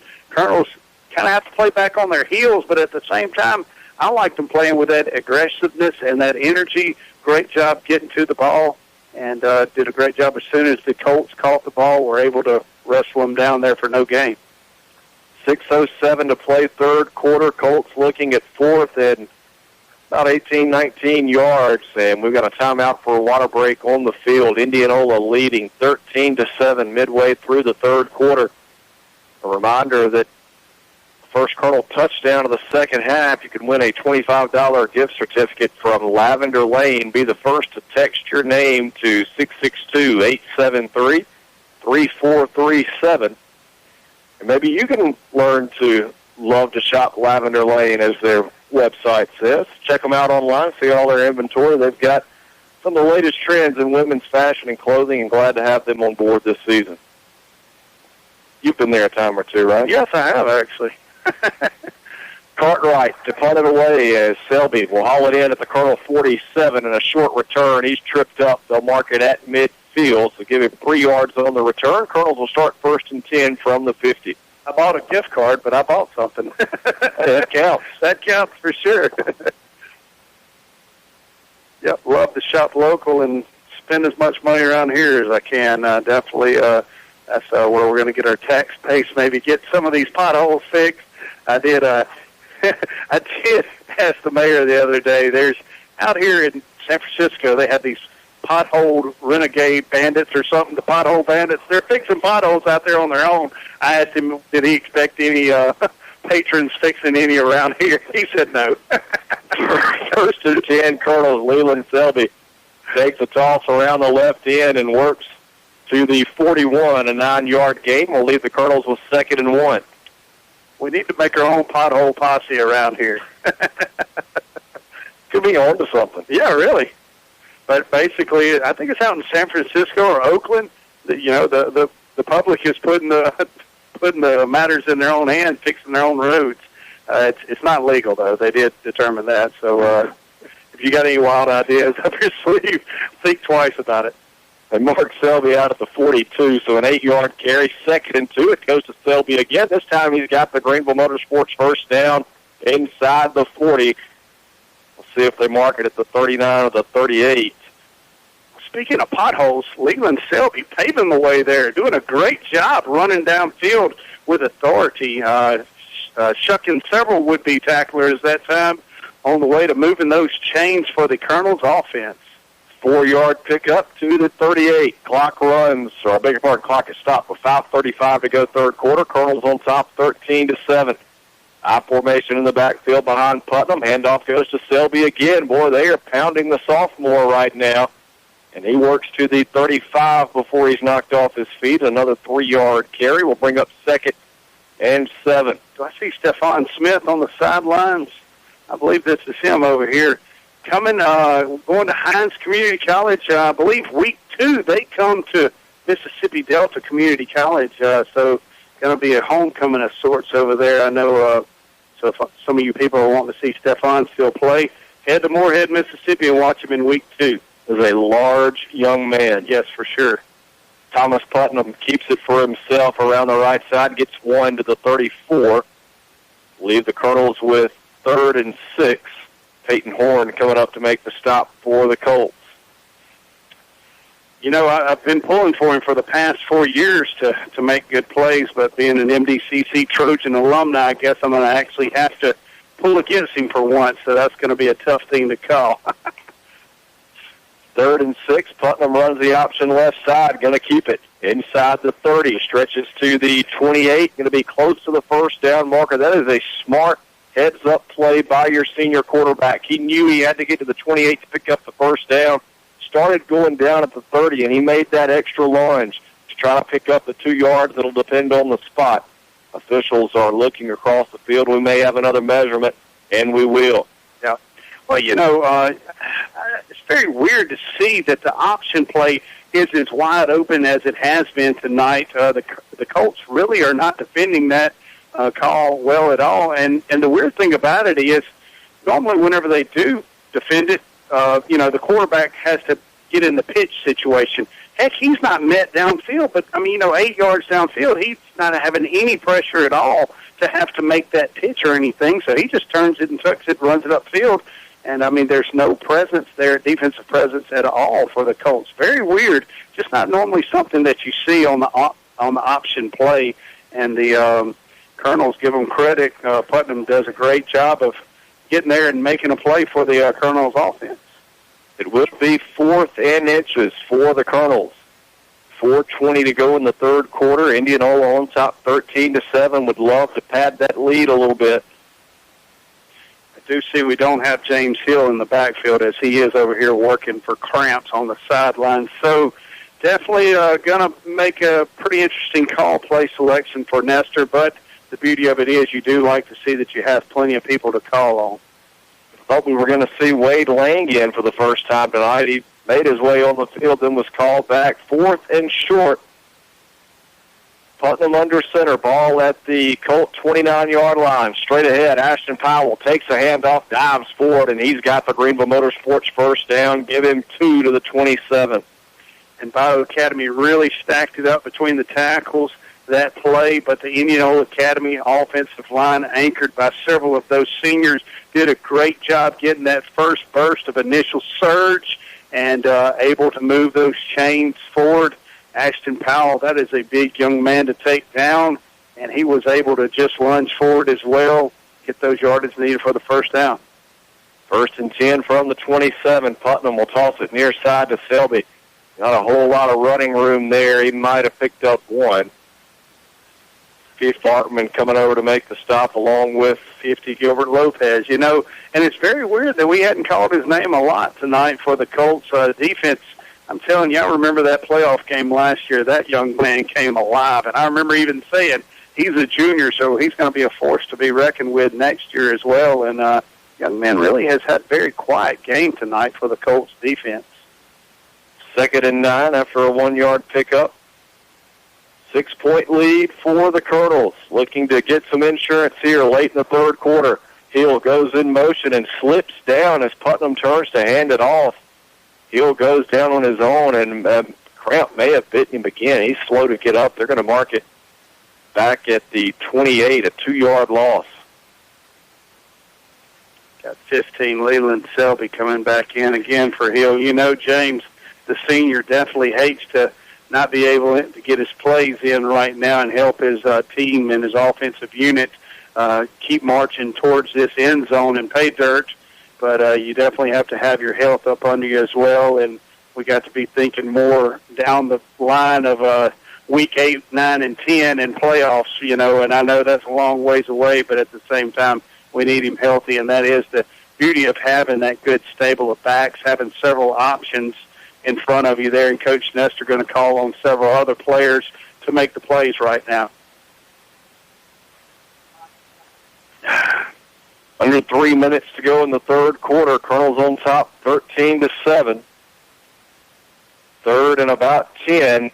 Putnam will go under center as the pony the H-back to the right side. Selby on the near side goes in motion. Putnam looking to pass, has a screen set up, complete to Selby, makes a couple of men miss, and works down near the 20 before he's taken off his feet. He's going to be short of the first down. Bring up 4th and about 3. Selby is very elusive out there. Does a great job once he catches it, knows the field presence.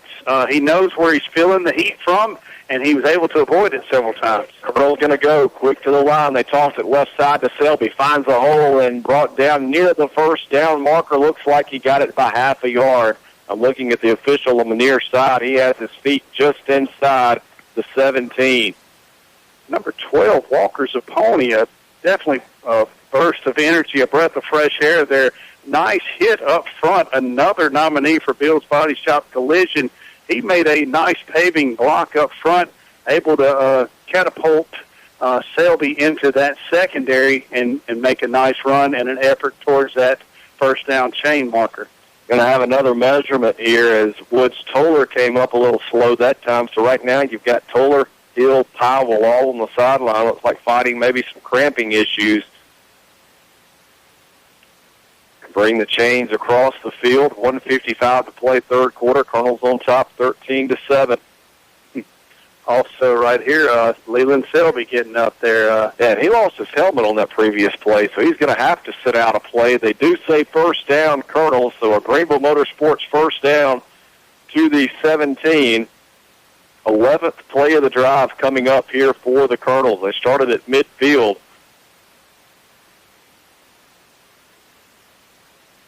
Connor Moore going to check in, I believe, for the first time tonight, a junior who wears number 10 for the Colonels. I remember Connor getting some playing experience last year for the Colonels in the backfield, so there's another back that you can call on in situations like this. Brandon Brown, the H-back to the near side. The handoff goes to Moore, and he might have lost one. Back to the 18. Wasn't a whole lot happening there. Big Q Williams was happening there. Yeah.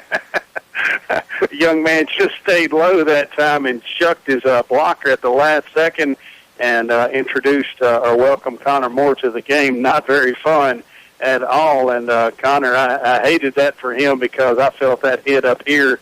That was a nice play. And you know, we hadn't called that big man's number, Q Williams, number 75. Bayou Academy has a large defensive front, so you really got to credit our offensive line with taking on this big task tonight, and they've done, for the most part, a pretty good job of blocking up front.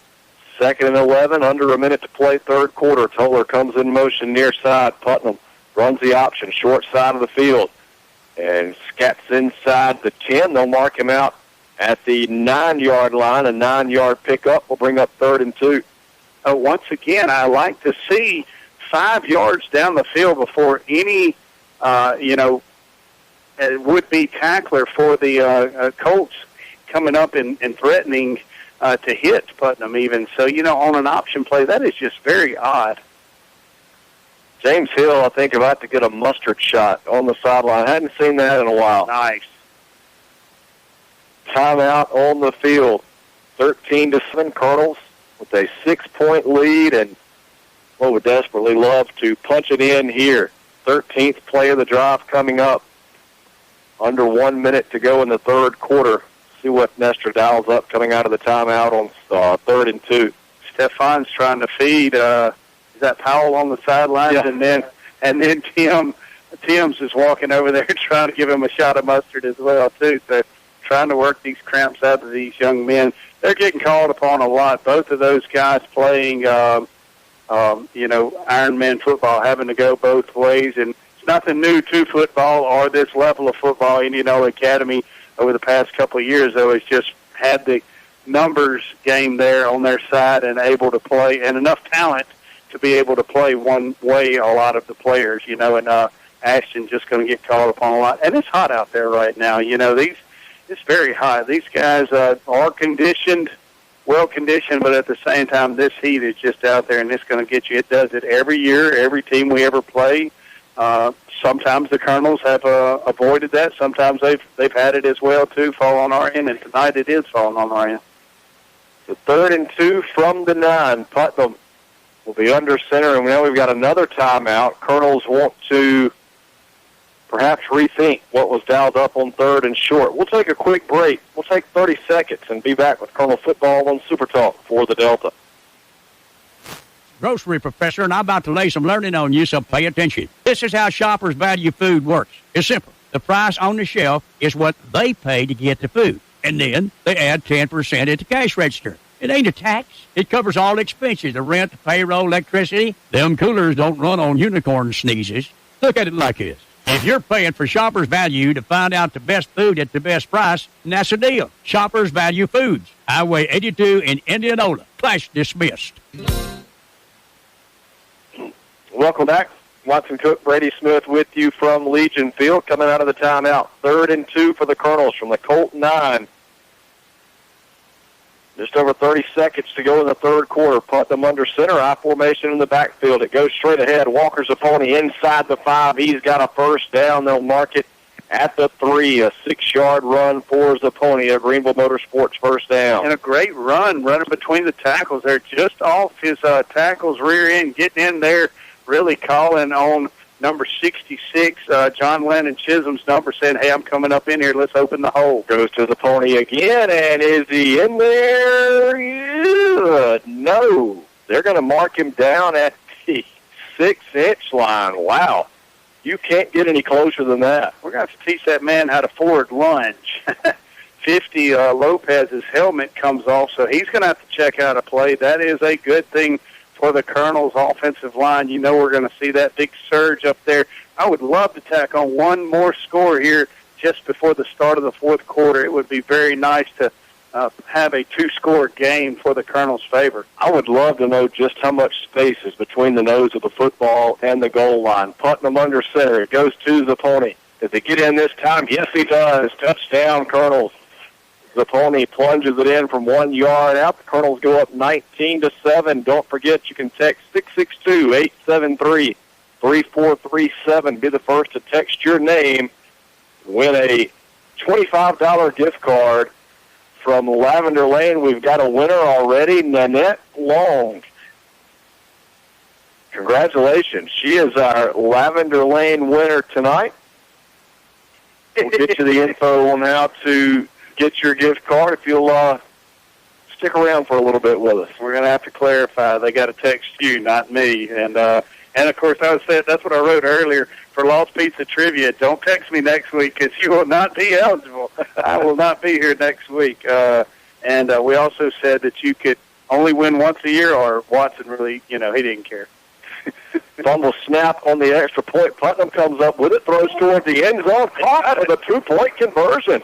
not how the Colonels drew it up, but Brewer Wright, I believe, comes up with the, I beg your pardon, that's 8. Connor Roncalli comes up with the reception on the 2-point try. So we'll take it. That's who the ninth grader was that got mentioned. Look at that. 21-7. Colonels make it a 14-point game with 11 seconds to play in the third quarter. We'll take 30 seconds and be back with Colonel Football on Super Talk for the Delta.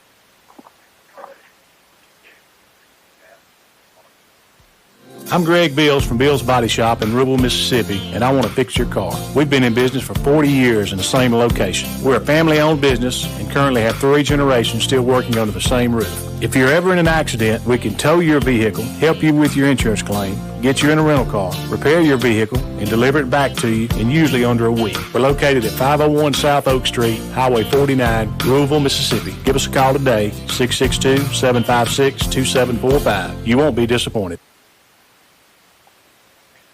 Welcome back. A 15-play, 50-yard drive for Indianola Academy and a 2-score lead now as Walker's opponent takes it in from 1 yard out.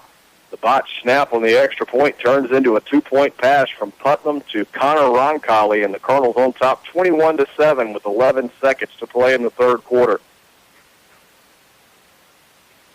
Another great drive and capped off with a touchdown, Watson. Anytime that was always a definitely good recipe for a success here, and I'd like to see the Colonels getting in the scoreboard. Robertson's kick taken by Cartwright inside the 5, returns it straight ahead, and he's got running room across the 25-30 and taken down by Houston Dana at the 32-yard line, I believe is where they will mark it, and that will bring the third quarter to a close. Colonels go to the fourth, up 21-7 over Bayou Academy. We'll take a 1-minute break and be back with Colonel Football on Super Talk for the Delta. 20 seconds left with Let's Make Money. It's time for our first guest to pick a category of their choice. Alex. I'll take reliable banking for $600. Though it's local, this bank is known for having expansive online capabilities. Community Bank? Correct. Reliable banking, $800. The Small Business Administration ranked this bank #1 in Mississippi for SBA loans. Community Bank? Correct again. Reliable banking, $1,000. All right, Alex, this is for all the marbles. This bank is truly like no other bank you know. Community Bank. We have a winner. Community Bank, always the right answer. Hey, this is Chris McLean with Indianola Electric. We would like to thank our loyal customers for your continued support for the past 36 years. We are in our second generation operating under the same family for over 3.5 decades. As an electrical contractor, we are here for all of your electrical needs, from service and repair to customized automation and controls. We also have a complete motor shop for new or rebuilt electric motors and generators. Give us a call today at Indianola Electric for all of your electrical needs at 662-887-3292. Welcome back. Watson Cook, Brady Smith with you here as we start the fourth quarter from Legion Field in Indianola. The IA Colonels on top of Bayou Academy 21-7. Colts will start the fourth quarter 1st and 10 from their own 32. They'll work right to left here in the fourth. Ball is on the near hash, and well, the way these Colt drives have been going, they're getting 3-4 yards at a time. They're trying to pound it up the middle. They're going to have to get some momentum going quickly here to get back in this one, because those long 5-6 minute drives aren't going to cut it when you're down 2 scores with 12 minutes to go. Well, this is where the success on the defense and also them not having the comfort of Guzzi having the comfort of passing game under his belt just yet. This is when you are going to have to start calling on that, and them and the Colonels are really going to have to get some playing time and figure that part of the game out. Guzzi under center, handoff goes straight ahead to Parker Harris, I believe it was. Policini on the tackle. A flag is down. See it. There's a Colt down as well. It's probably an ineligible player downfield.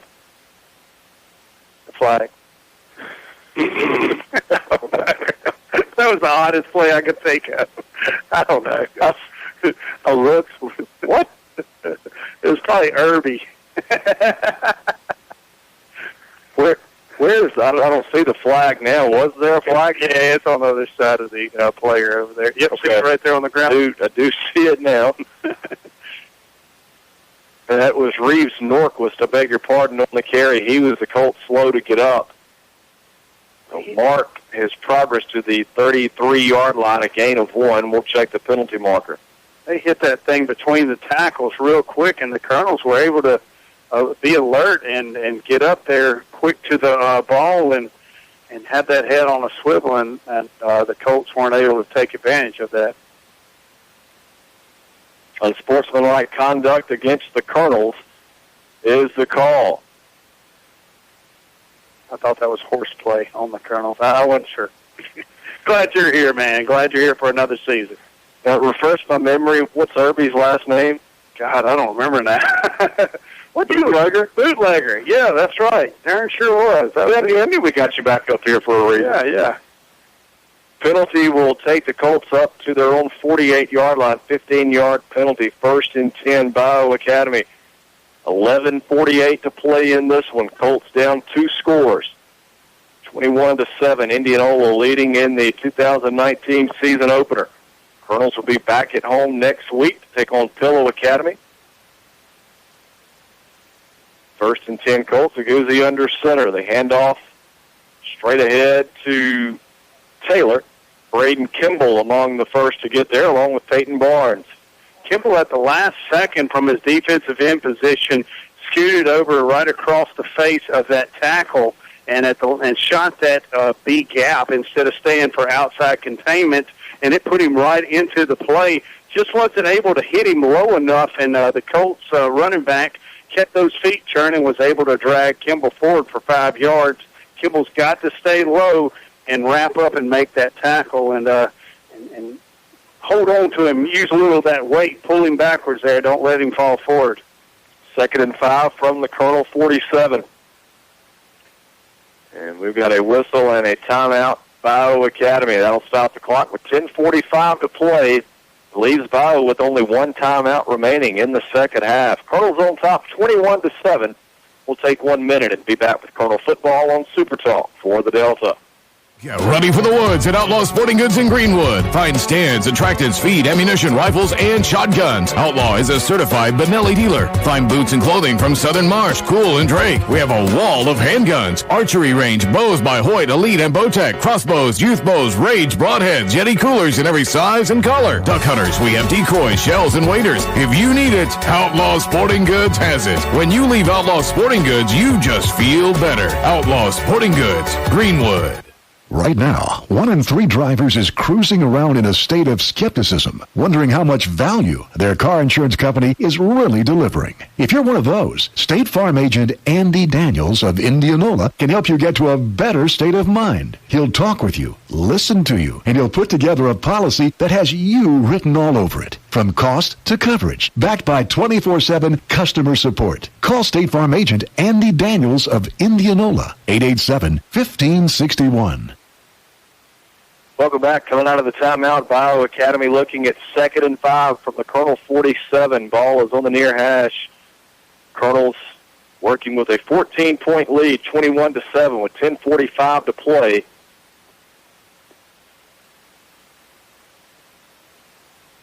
Guzzi will go under center. Park Smith late getting on the field for Bayou Academy. Play action for Guzzi. Rolls right. Flag is down in the backfield. Lost downfield. It's incomplete. Houston Dana had the coverage. We'll check the penalty marker. Like Woods Toller was dropped back in good coverage as well there at the last second, and got a hand up to get in the would-be receiver's face and kind of made it a little difficult to catch that ball that time. Got a flag in the backfield, probably in the area of holding in an offensive lineman, so that's going to really back this play up for the Colts. We'll go against Bayou Academy, so back them up to their own 48, 5-yard penalty. Well, this is the position that we wanted to be in. Watson, we're putting Bayou in a passing situation. The lefty, Aguzzi, the quarterback. Although I got to say he does look good coming up with that left hand. He's just not able to find his receivers. The Colonels are applying a lot of pressure on him on the defense, not letting him get his feet set. This is where we want to be. 2nd and 10. Handoff comes near side to Cartwright. And he's going to be taken out of bounds. Spencer Robertson around the 40-yard line of Indianola Academy. Hoss Cartwright. Saw Kimball that time. Coach Nestor really letting him know about it. Kimball just getting beat to the outside that time, not able to fight across that defense, that tight end's face, and getting beat on the outside that time on the short side of the field, and Nestor letting him know that he was not very happy with that defensive play. 12-yard gain, first down, Bayou. 1st and 10 from the Colonel 40. Ball on the near hash. Aguzzi will work from the gun. Haven't seen him there much tonight. Cartwright goes in motion far side. The handoff goes to him. He tries to stretch it. Fought down in the backfield. Could not get to the edge. John Clayton Chisholm. Is that 11 or 14? I'm sorry, that's Grant Coleman. Yeah, Grant. I apologize. Coleman going over to make the stop. Yeah, did a great job stretching the play out again, not allowing Bayou Academy to get to the outside and turn the corner and work the thing field. And Indianola Academy did a great job. Grant Coleman, also Woods Toller in on the play. And I even like Braden Kimball making up for it and pursuing from the backside of the play and getting out there and making the play. Loss of 1, 2nd and 11 from the Colonel 41. Ball is on the far hash. Aguzzi will take the snap out of the gun. Cartwright comes in motion near side. Aguzzi rolls left, under pressure, dumps it off complete to Cartwright at the 37. Spins out of a couple of tackles inside the 30 and is going to have another Colt first down. Well, that's pretty good work after the reception on a Cartwright there as Robertson comes over to make the tackle. They'll mark it at the 28, I believe. Yeah, Braden Kimball coming out of his defensive end position, making a nice pop there on Aguzzi as he's letting go of the ball. Applied a lot of pressure, just couldn't get to the quarterback fast enough, and Indianola Academy secondary not wrapping up. Like you mentioned, Watson, the Colts receiver, doing a very good job of making something out of nothing after the reception and move those chains for the Colts. 9:14 to play. Colonel's leading 21-7. Colts trying to climb back in it. Aguzzi calls his own number straight ahead, dropped at the 25-yard line. Braden Kimball the first to get there. Sophomore's having a pretty doggone good night. Yeah, right now he's really playing a lot. That's why Nestor was getting on to him a second ago, saying, I know I expect a lot more out of you. You give me a lot. You're a very good player, and I didn't expect that let down from you, but doing a great job redeeming himself these past 4 plays especially, and getting in there and making some things happen, creating a little havoc in the backfield of the Colts. 3-yard gain, 2nd and 7 from the 25. Aguzzi under center, offset eye in the backfield. Will turn handoff to Park Smith. Tries to stretch it around the right edge and cannot get where he's trying to go. Is that seeing Connor Moore going over to make the stop?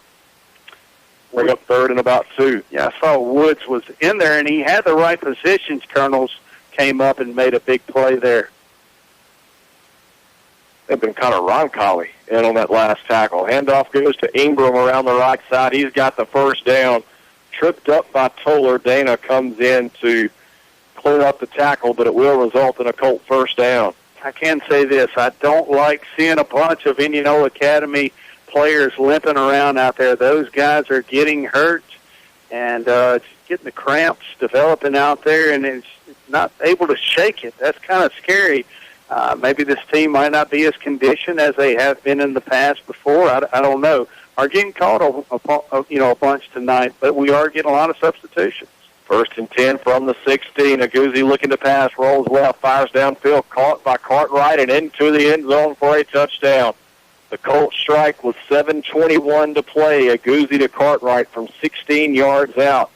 And we're an extra point away from having ourselves a one-score. Well, we do have a one-score game. It's an 8-point lead now, 21-13. Watson, I don't know if you noticed it. That is the first time Aguzzi has got his feet up under him and had himself set and established. He made a nice throw out there and led his receiver and did a very good job of finding him wide open in the flats. Had a tight end dragging across the middle of the field, led him just right, touchdown, and tough break there for the Colonel secondary. Zach Barkman on for the extra point. Kick is up, and it is good. 7-point game, 21-14. Colonel's holding on to a lead with 7:21 to play. here in the fourth quarter. We'll take a 1-minute break and be back. You're listening to Colonel Football on Super Talk for the Delta. Where are you going? To Pat's store. Why are you going there? To help Sugar fix his work. Wait, hold on, I'm coming with you. What are you going to do? I am going to help customers. Call us at Robertson Floor Service. We can beautify your house and satisfy your flooring needs. Robertson Floor Service has been serving your flooring needs since 1992. When it comes to floors, we've got you covered. 662-887-4477. Come to Robertson Floor Service and get a free Coke. Pecans are only the beginning of what you'll find at Indianola Pecan House. Stop in for gift items from your favorite universities, great silver and gold jewelry from designers like Ronaldo, gourmet food items, cupcakes, caramel and pound cake, pecan pies, all made fresh daily. And they also create custom gift baskets for any occasion. Come in and sample their most recent flavors of pecans, crunchy praline popcorn and crunchy praline. Serving pecans around the world for over 30 years from 1013 Highway 82 East. Indianola Pecan House, home of the original praline pecan. Welcome back. The Colts pull within 7 points of the Colonels. 9 plays, 68 yards. A Guzzi to Cartwright from 16 yards out. 21-14. Colonels lead with 7:21 to play. About to get the ball back. Bartman's kickoff. A long end-over-end kick going to be taken by Selby at the Colonel 7. Has a block at the 20. Gets to the 25. Tries to make a cut and works up to the 29 before he's taken off his feet. Colonels will have it. 1st and 10 at their own 29 with 7:13 to play. Have a little update here. At the end of the third quarter, IA's opponent next week, Pill Academy, is up on JA 19-14. So making a pretty good game there. Wow. Looks like Pill Academy has found their team this year, possibly be a force to reckon with, maybe compete with the bigger guys. And Indianola Academy definitely going to have a nice upcoming opponent, a nice match next week. 1st and 10, Colonels from their own 29. Ball on the near hash. Putnam will turn, hand off to Hill, and he picks up 2 to the 31. A short gain will bring up 2nd and 8. Also have a few more updates here. St. Joe 14-7 over Riverside in the third, and Notre Dame, North Delta, crushing Marshall 41-12 in the fourth. A shocking St. Joe, which that is a crosstown rivalry game, and they said it on the TV this week. Neither team likes one another, but, that talent at St. Joe, I guarantee you those two kids are getting keyed on all night. Toss left side to Hill, and he's back to the original line of scrimmage, the 29-yard line, loss of 2. Flags are down. They're actually going to give him forward progress to the 30, so only a loss of 1. Carroll 30-7 over Kirk in the third. Ooh. Wow. That's definitely not one that you're used to hearing.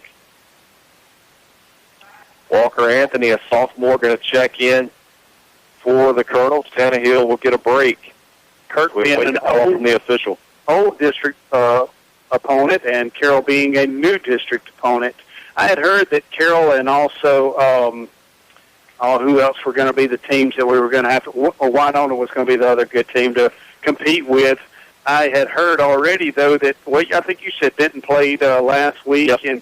and Benton, I thought, was going to be the down team, but they're 1-0 coming into this week, so who knows? You just can't tell with football from year after year. It's always new faces, new names, and you and I are kind of learning the different things, and you're going to be working with a new partner next week as well, and so you'll be getting some new startups going as well yourself next week. And we'll get to that here in just a moment. The Colts decline the holding penalty on the Colonels, 3rd and about 10. Putnam with a pump fake going downfield, caught by Toller at the Bayou 40, and works down to the 36 before he's taken off his feet by Cartwright. Boy, Putnam with a nice fake there, and that left Toller all alone. If he had hit him in stride, it would have gone for 6. But it's a Greenville Motorsports first down. We'll certainly take it. Yeah, definitely did. Toller did a great job. 5-10 yards behind several defenders for the Colts, and did a great job of getting out in open space and catching that ball, watching it in there, and getting that first down. 34 yards on the pitch and catch, and we've got a timeout on the field. 5:54 to play. Colonels 21, Colts 14. We'll take a 1-minute break and be back with Colonel Football on Super Talk for the Delta.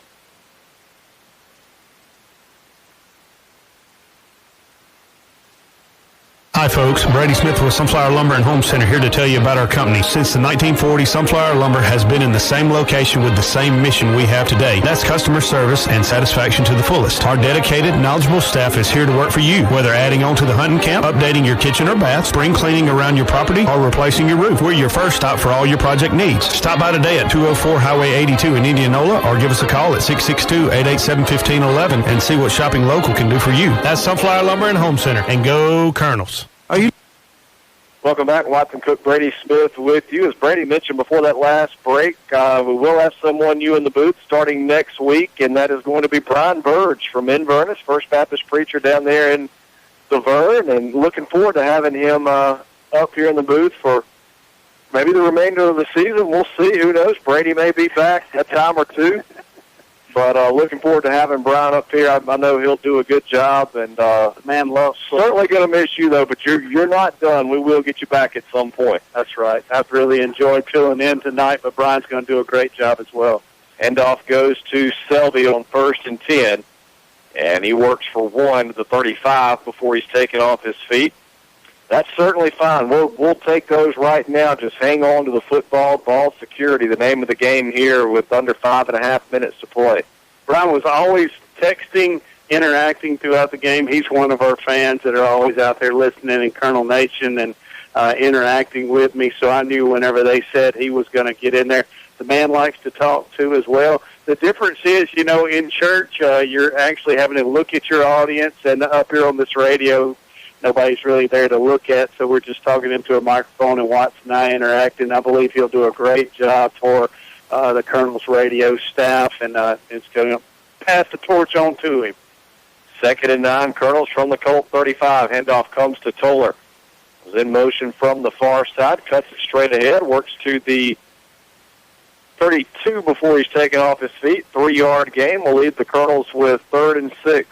I'm like you, Watson. As long as we just hold on to the ball right now, really protect it.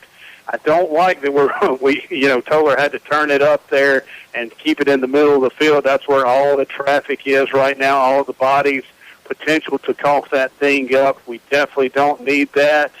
Got to protect that ball, get outside, and hold on to it with 2 arms. 3rd and 6 from the 32. Putnam under center with Saponi and Hill in the backfield. Option, left side. Putnam has kept it all night. He's going to keep it this time and brought down near the line of scrimmage. He might gain 1 to the 31, maybe the 30. They'll bring up 4th down as the clock runs with 3:49 to play, a 1-score game. Bayou Academy only with 1 timeout left, and they may have used it here. Yes, they will stop the clock with 3:47 to play and make Tommy Nestor make a decision. I think you're probably out of field goal range here. I don't know. Would be roughly a 47, 48-yard attempt. 47 was Robertson's long last year. Yeah.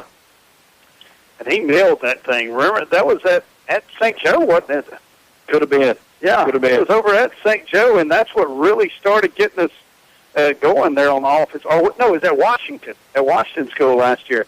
Yeah, that's right, because we weren't having any offense. It was just a big defensive struggle.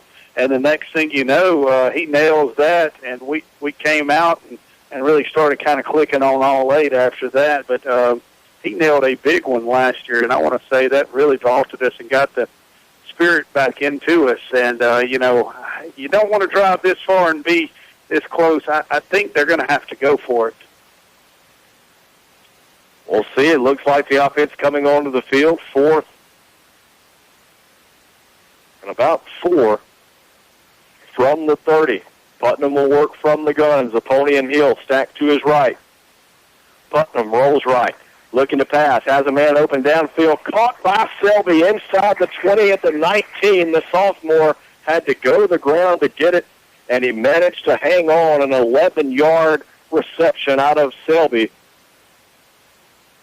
And that'll be a Greenville Motorsports first down. It's just odd, Watson. You would have thought that Leland, as talented as he's been, would have been able to find his way somehow onto the field last year, unless he is a 10th grader. I could be wrong, but Leland, he is a 10th grader. That's why he wasn't on the field last year. Wow, that young man has been a really breath of fresh air, and he's just a talented receiver, a nice addition to the Colonels' offense and could be our go-to guy throughout the season. Clock runs with 3:10 to play. Colonels on top 21-14. 1st and 10 from the Bayou 19. Ball on the near hash. Putnam will turn, hand off the Hill, puts his head down and picks up 2 to the 17. Bayou Academy out of timeouts. 2nd and 8. Colonels can take their time. But, you know, Nestor does like to bring up those 9th graders, so just kind of curious how he didn't make it up last year. That guy, that's pretty great seeing that you can go and call on a 10th grader like that and him make a big clutch catch reception like that, going down, and like you said, making sure he got those hands up under that ball and securing that ball there right in front of the officials as well. He made extra sure he showed that official. I caught that great play and able to move the chains for the Colonels' offense. 2nd and 8 from the 17. Putnam under center. Backs are split. Zapponi and Hill. Handoff will go to Hill. Straight ahead. Stacked up at the 15. Able to fall ahead to the 14. Give him 3. We'll bring up 3rd and 5. Clock continues to run. That's the most important thing. Under 2 minutes to go now, and Colts out of timeout. Colonels leading 21-14. I'm not sure if this is legit. Thomas Moore just sent me that Heritage leads Prep 17-15, 6 minutes left. I would have to see that. But I did announce it, Thomas, so appreciate the update. I hope you're not bluffing. You know, Heritage has been one of those teams the last couple of years in AAA. They've always been on the cusp. Yeah, you're right. They've got the ability. I just didn't know if they had the numbers to stay with Prep. Wow, that is a shocker. Yep. 3rd and 5 here at Legion Field. Colonels looking to milk this one and maybe add on one just for kicks as Hill gets to the 11. We'll leave the Colonels with 4th and 2. They'll have to snap it with about 30 seconds left on the clock. Colts out of timeouts. Colonels up 7. And we felt coming in this was going to be very competitive, and that's what we've seen. You know, you go back to the first half, if not for the miscues on the first offensive drive by Bayou Academy and the 2 turnovers, you know, who knows where we could have been in this game. But credit the Colonels. They've really gutted this one out, and they've made the big plays when they have to. And you mentioned a little while ago, Leland Selby, the sophomore, has come up with a few big plays tonight for Indianola Academy. Another sophomore, Braden Kimball, on the defensive side, has had a big night. And these young Colonels showing that there's a lot of potential ahead. And, you know, everybody's gotten spoiled in Colonel Nation, as Tommy Nestor calls a timeout there.